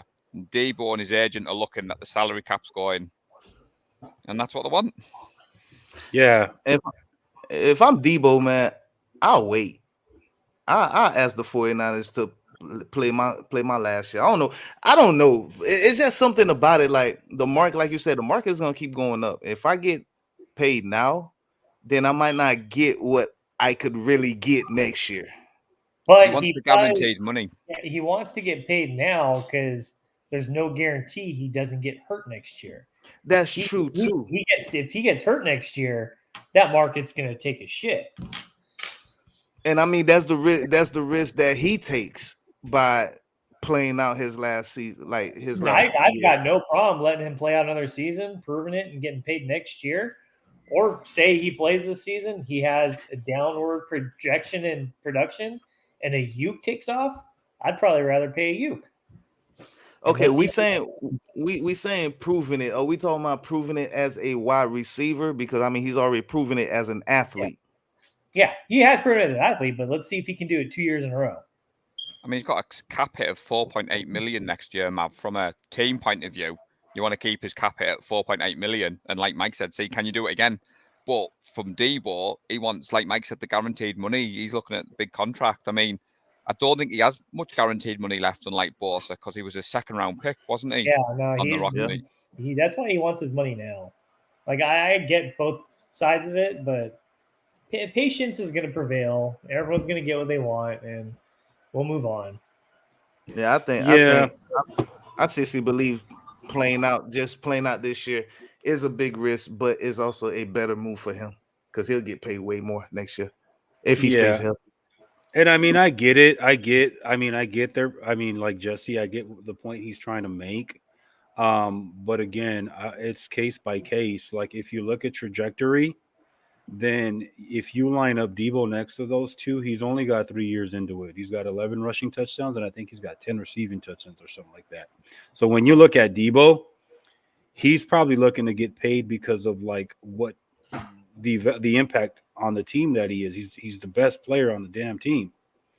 So it's just, I don't know. You can't really you can't just you know what I mean? Like it's case by case is what I'm trying to get at. You can't really run a comparison, but if you do it, Kirk has like 17 touchdowns. He's been in the league 4 years. Right. So and that Kendrick Bourne contract was a 3-year, $15 million deal with $5 million a year. What was that? It was a 3-year. From what I'm seeing, it was 3 years, $15 million. Right. And $5 million a year. But he's got incentives, endorsements. Did you also see Brandon Cook signed his extension with the Texans for 2 years? How much was it for? Let me pull that up. So, you know, it's just like you can't paint things with a broad stroke. You know what I mean? That's just, you can't. The Debo situation is just so unique because he brings so much to the team. Right. You can't get just paid as a wide receiver. Like, it's everything the guy brings. I mean, he was a wide receiver. He was a running back. He was a quarterback for one play. He threw for a touchdown. Yeah. I mean, this guy is just he's a pocket knife of just everything. So you gentlemen have been too logical. That was the key word in my notepad last night, was you guys are speaking sense and logic. Come on, Ron. The 49er fans don't deal with sense and logic. It's like he's removed us from Instagram. That's in the front office. We'll take care of everything. It'll be fine. So Brandon Cooks just signed a 2-year extension worth $39.6 million. And 36 is guaranteed. Okay. So about 19.8 this year is what he's going to earn annually. Prior to that extension, though, he was owed $12.5 million base salary in 2022 as part of the deal that he signed with the Rams in 2018. So the Rams were still paying him. The Rams are paying guys across the entire league. It's insane. They've got so much dead money everywhere. So they had to win this Super Bowl because I mean there's no way in hell they're gonna go back like this. No, the Rams have put themselves in a financial ditch. And I think the hardcore Rams fans don't realize that. Like they really don't realize what they did to that team in the long term. Yeah, they went out, they got their one Super Bowl, but they're not going to get close to it for a very long time, for a second time. They're enjoying it though. I have a good friend of mine who is a Rams fan. And on the school run last week, he had the Super Bowl winning hat on. He had the Super Bowl winning hoodie on. And a couple of the other lads in the group chat were hammering him. And I was like, why? The 49ers win the Super Bowl. I'm going to be decked in Super Bowl winning merchandise. And I'll be wearing it every single day. So fair play for him to enjoy it. But it's funny. Around here, the Rams don't have fans. They had the bandwagoners that hopped on. Now they're nowhere to be seen. You go into any grocery store, they have all the championship merchandise. It's all on clearance. It's just sitting there. Like, there are no fans in LA. The thing about LA is they wanted a football fan base so bad because it's so profitable for them. But it's a big market. Everyone in LA, they're transplants. They have their teams. So you have the guys who are just like, oh, let's go to a Rams game because it's a cool thing to do on a Sunday. But there's no long-term Rams fans. There's a few here and there, but come next year, if they don't do it again, that entire fan base is going to go to the next hot thing. And it sucks because I'm sorry, Matt, but it sucks because that's the precedent that they've set. Now, because it worked and they got a trophy, they got a ring off of it, every fan base now wants to copy that blueprint, and just every time it's free agency, every time free agency starts, everybody wants to do what the Rams are doing. You know what I mean? So that's what blows, is because it worked and they won. But I think there's other underlining factors there that people don't really think about. Is that the NFL being hungry in LA and wanting to market, and so. I mean, I don't want to play conspiracy theorist too, but where the Rams helped a little to that championship. Like, you look at that final game, I was there. The amount of missed calls in that game for offsides, for this, for that, it was like they had to help them every step of the way. And then look at the Super Bowl. There were hardly any penalties called in that game. Then you look at the last 5 minutes, and the Rams are losing. Oh, man, that's... You had call after call after call to help the Rams forward. Ever since Jalen Ramsey came out and put Roger Goodell on blast, he called him out about that. Oh, let Brady win. It'll make for a better Super Bowl. When the Jaguars could have blown the Patriots to bits and went to the Super Bowl. It just brought everything that I thought about into light, for real. How of a conspiracy the NFL is. I mean, Ray Lewis comes back from a year-long injury into the playoff, and boom, all of a sudden, the Ravens defense is just like got strong now. Bruh, come on. You fooling me right now. Stop trying to fool me with the BS. There was too much money to be had for the Rams. Yeah, that's exactly what it is. Or Chargers. Either one of them, if whoever was getting closer, that's who the NFL was going to push because it was going to be a home game. Yeah, but it was gonna be the Rams. Come on, we seen that. I mean, you let the Bucs win their first one with Brady. You knew that was gonna happen. So you had to make it 2 in a row. Are they gonna make it 3 in a row? No, they're not. And then guess who was there to try and play spoiler? The 49ers. To try and do it the right way and spoil everything. And it just wasn't happening. It just sucks. Yeah, I don't even know that it's much of a conspiracy. It's like at the end of the day, it's about revenue. It is. You know what I mean? It's about revenue, and it happens in every sport. People will tell you, like, it's good for basketball when the Lakers are good. It's good for basketball when the Celtics are good.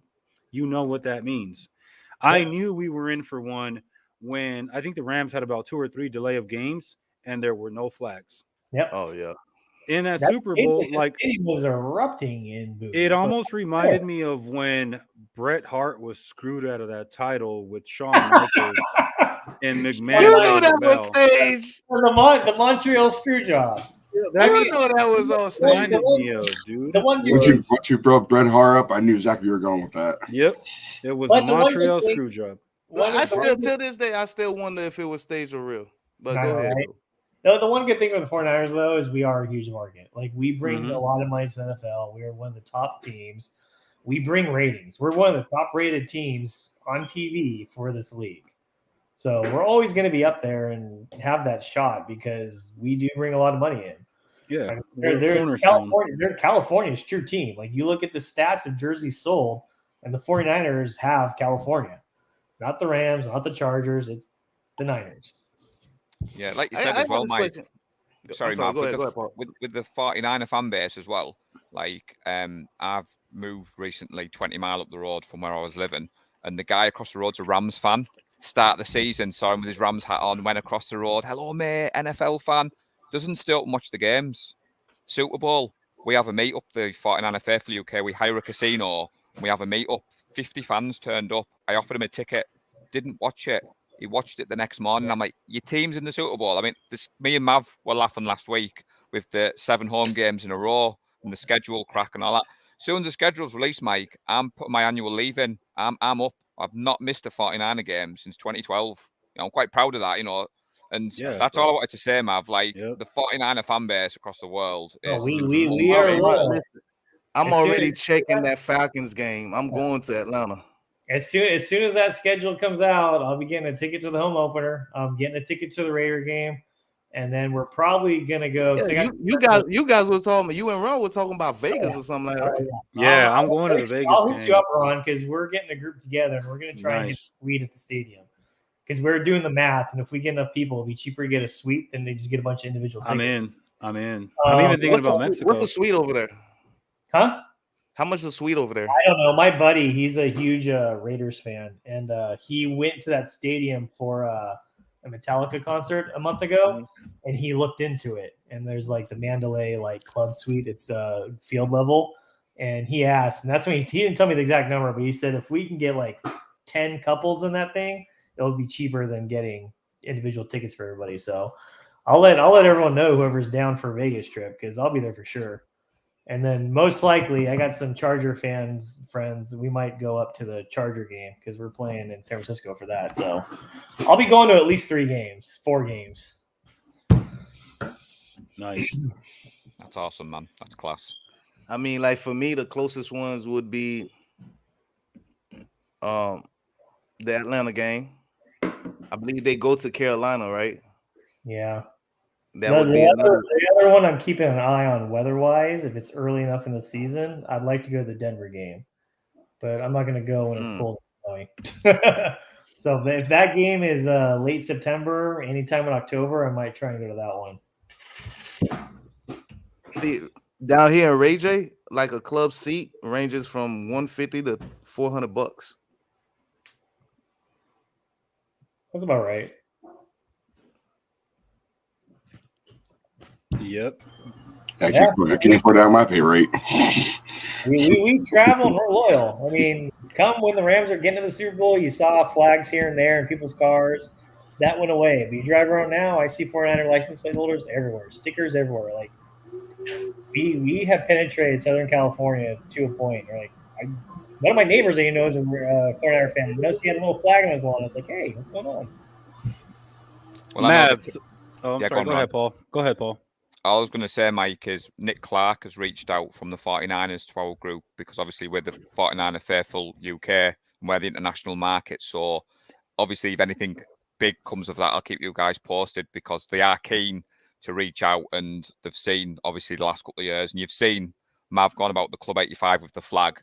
They do like the colours. And we had a guy go to the Dallas game and Nate Burlinson specifically sought out the lad in the crowd and said, I want a photo with that flag. And obviously, as you can imagine, I tweeted that all over. So as you'll see in the background, Ron, Ryan's using the colours. So that's obviously the red and gold. So nice. Paul, what were I was cracking up with our whole little GIF meme war or whatnot. What were your thoughts when I posted Austin flipping McMahon off? I knew you were like, oh crap. To be fair, on the banter, what I loved about it, because I'm in my 40s, so WWF, the lads in my group chat, that's what we use when we're trash talking. You'll drop a meme, and when you Steve Austin'd me, I was like, "Are you kidding me?" Then you Bret Harted me, and I was like, "I'm getting the sharpshooter out now. There's no way I'm letting you get one up on me." So the Austin was to the guy who quoted tweet my stuff and said clickbait. And I said, "Clickbait that, you bastard." That's what it was for, but I was freaking cracking up. That was hilarious. You know what? If I would have came across that, I probably would have came in with like a Roman Reigns or Brock Lesnar or Goldberg Spirit or something like that. I was about to hit him with the Mankind, Mr. Sacco. No, yeah, I was about to, but I was. You had to hit him. Though. How about Doink the Clown? That's what we should have hit him with. Mm-hmm. Or well, Jake the Snake.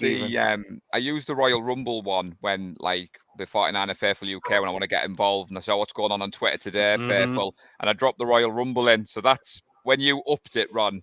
That's what we're saying. Like people are watching the show, but then they're seeing the interaction. You know, Mav going after Ashley, and then when you Steve Austin'd me, I was like, right. And my missus, it was about getting close to midnight, and Tracy was going, "Are you going to bed yet?" I was like, "Hang on a minute. I've got to drop this gif on Ron before I go to sleep." And then I switched my phone off. And this morning you dropped me a message and saying, "The Royal Rumble's over, Paul." I was like, "Well played, Ron. Well played." Nice.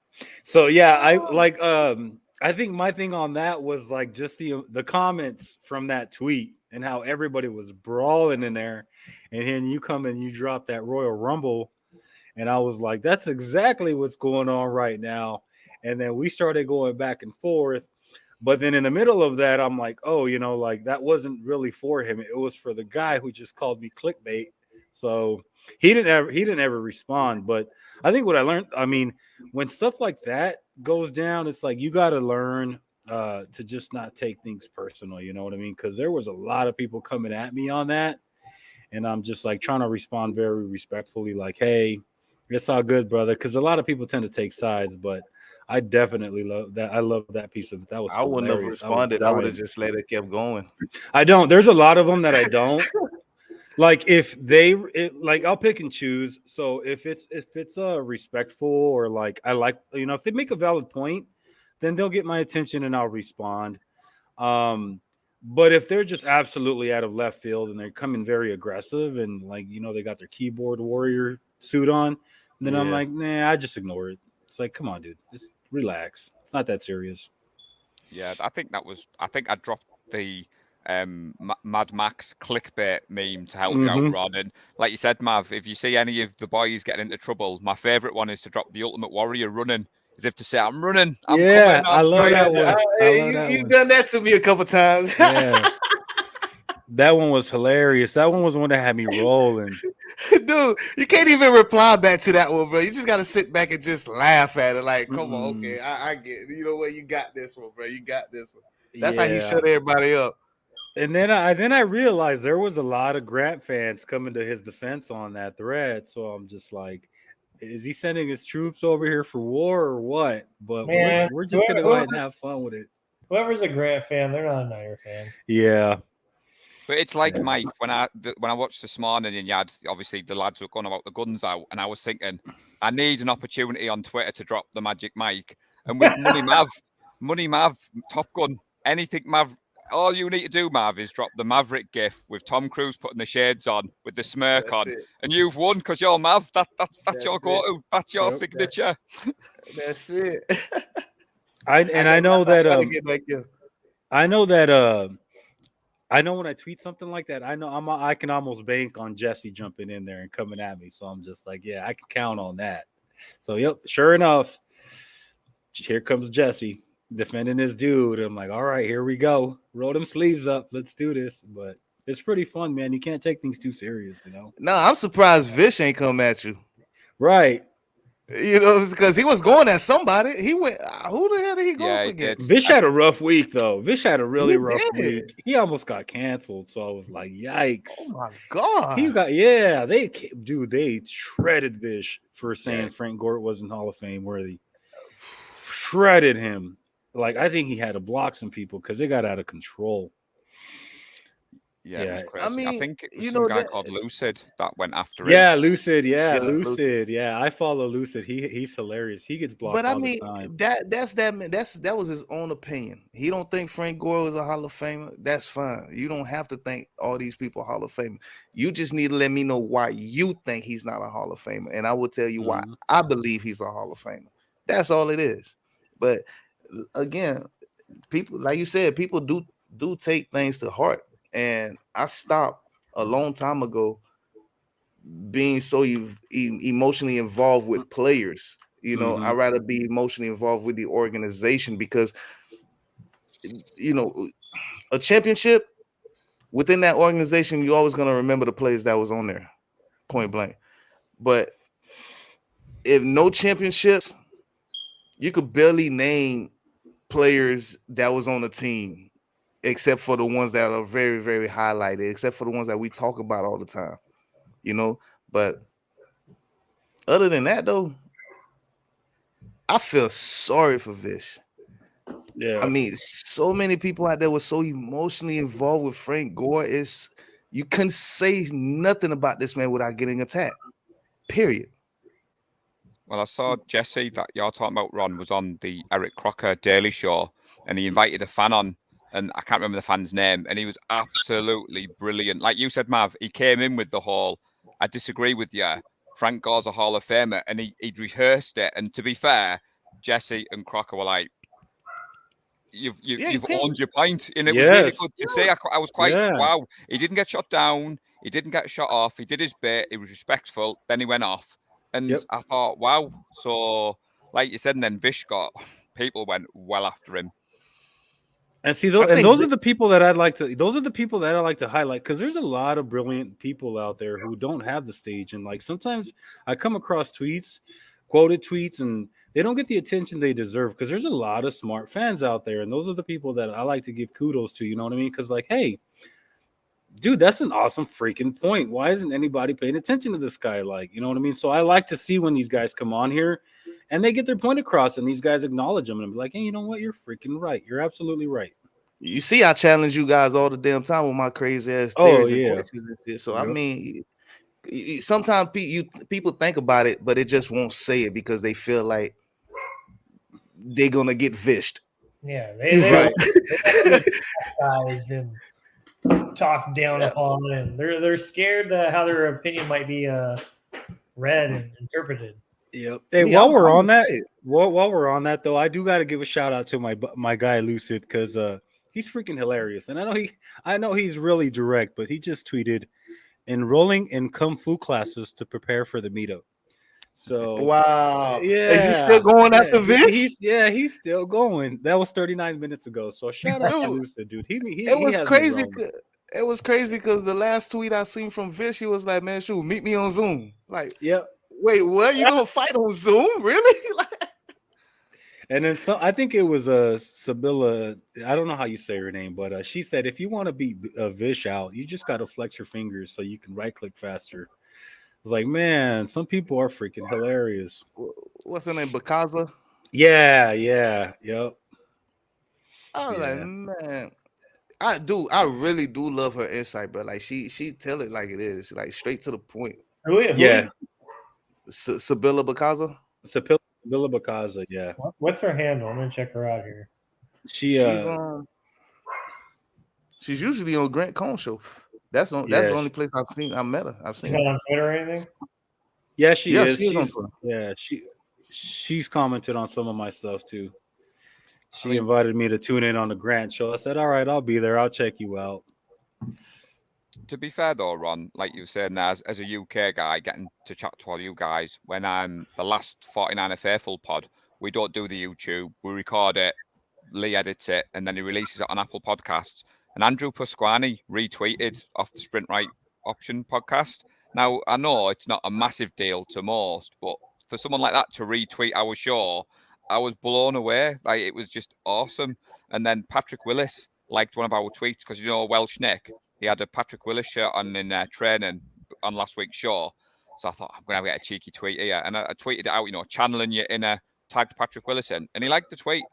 And I know it sounds stupid, but, You don't get that over in this side. No, of the it's pond. not. It's actually pretty freaking cool. And like, whoa, Patrick freaking Willis just like my stuff. That's pretty awesome. You don't get that interaction, I say, I'll use Cristiano Ronaldo, he probably gets 3 million links a second, but you never see any of that. You never see, my friends in the group chat saying, he's liked a tweet or he's commented on a picture. Hang on, Mav showing something. I didn't see, I never saw it. That was like March 13th. What he is looks that? good in that. Who tweeted that out? Whose Whose tweet is that? Is that Mike's tweet?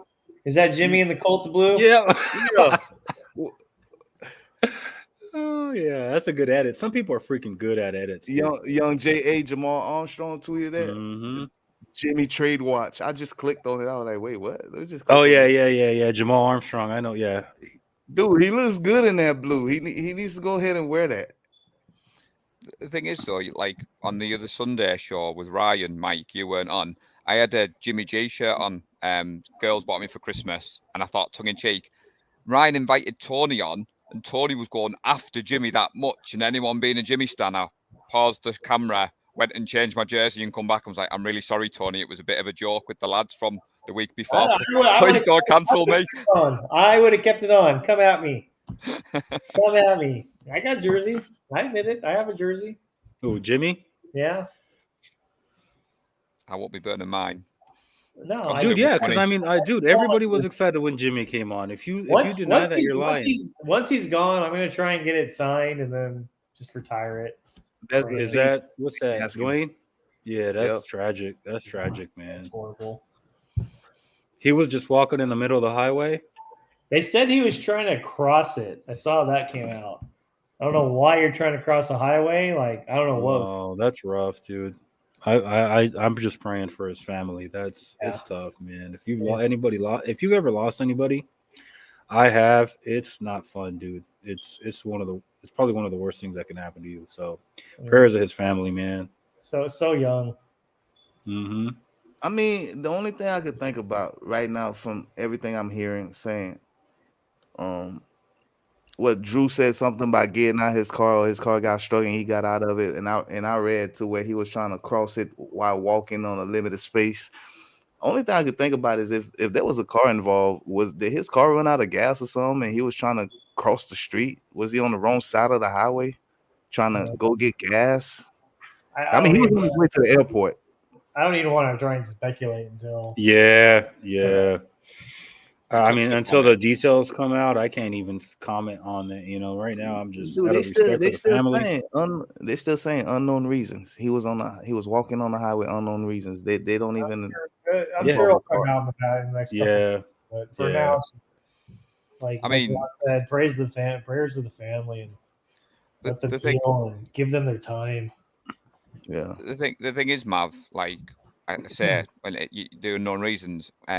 In 2020, I went to Paris for my 40th, and the Arc de Triomphe. We couldn't work out across the road. Me and Tracy, we'd had a few drinks. We ended up on the bloody roundabout with about 50 zillion cars zooming around us. So accidents can happen. I'm not comparing that situation. We were in a foreign country, hadn't been there before. Luckily someone pulled us off, and like you said, Ron, at the start of the show, we touched upon it quite well, and the news hit over in the UK, and it's just tragic. I mean, 42 years of age with an 8-year-old daughter.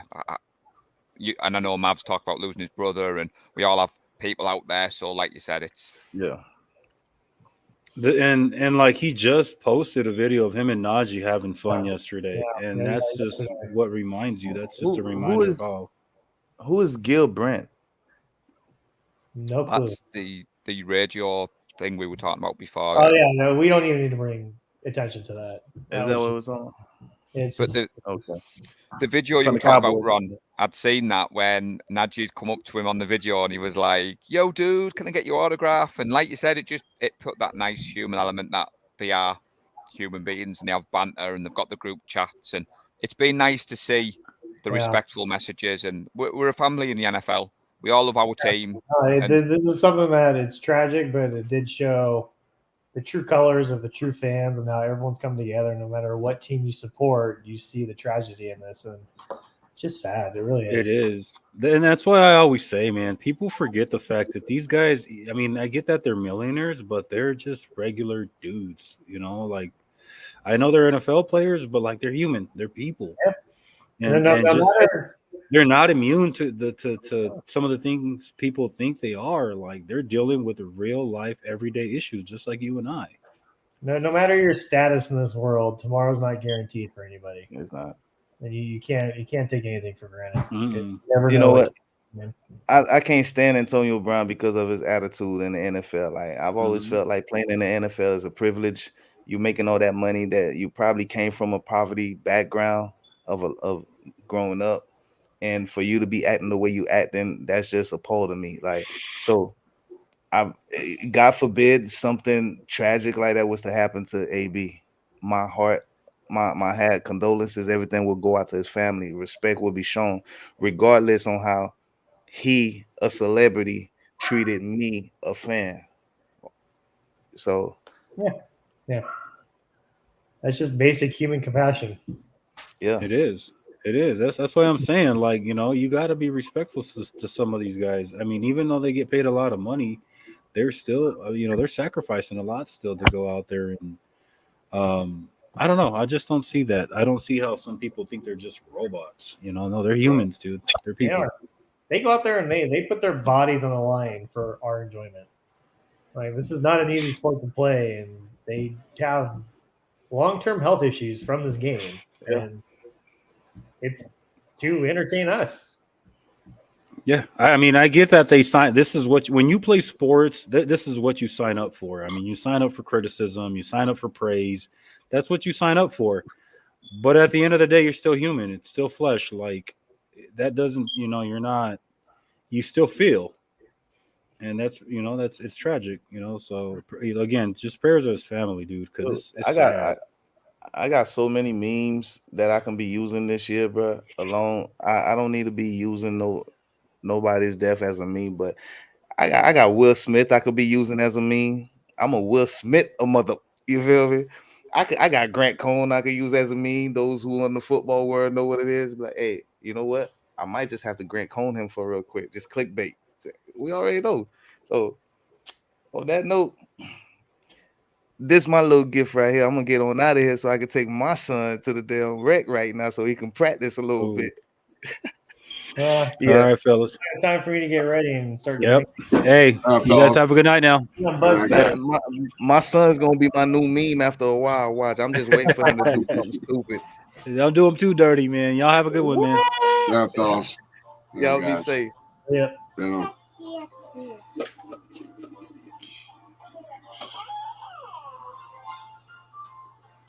Hey, Paul.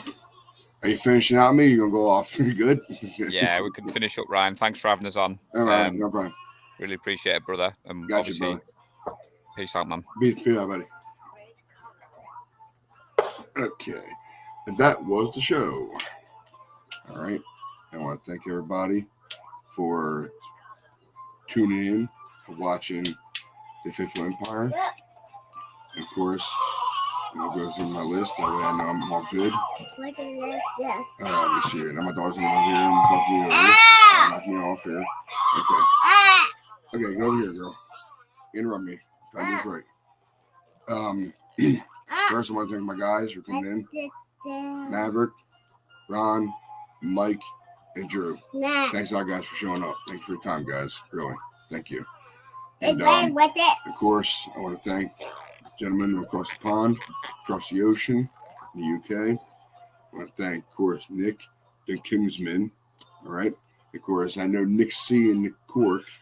Nick Cork was here, but he really didn't show nothing. But he was doing stuff. But it's all good. It's all good. So, basically, and thank you, Ash, for showing up, bud. And he showed up late, but he showed up still. It's all good, man. And of course, Paul the Hope. All right. So I'm gonna get out of here. Give me a second here. Of course, I come over here. Right. Of course, I want to promote my guy Ron. That Night Life is going to be launching next Wednesday.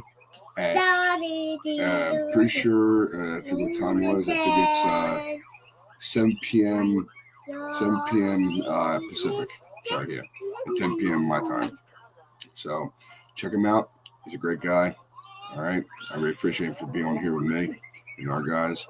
And he's launching his next Wednesday, April 13th.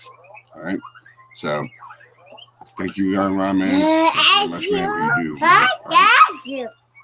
And of course, I'm gonna go out with a bang, like I always do.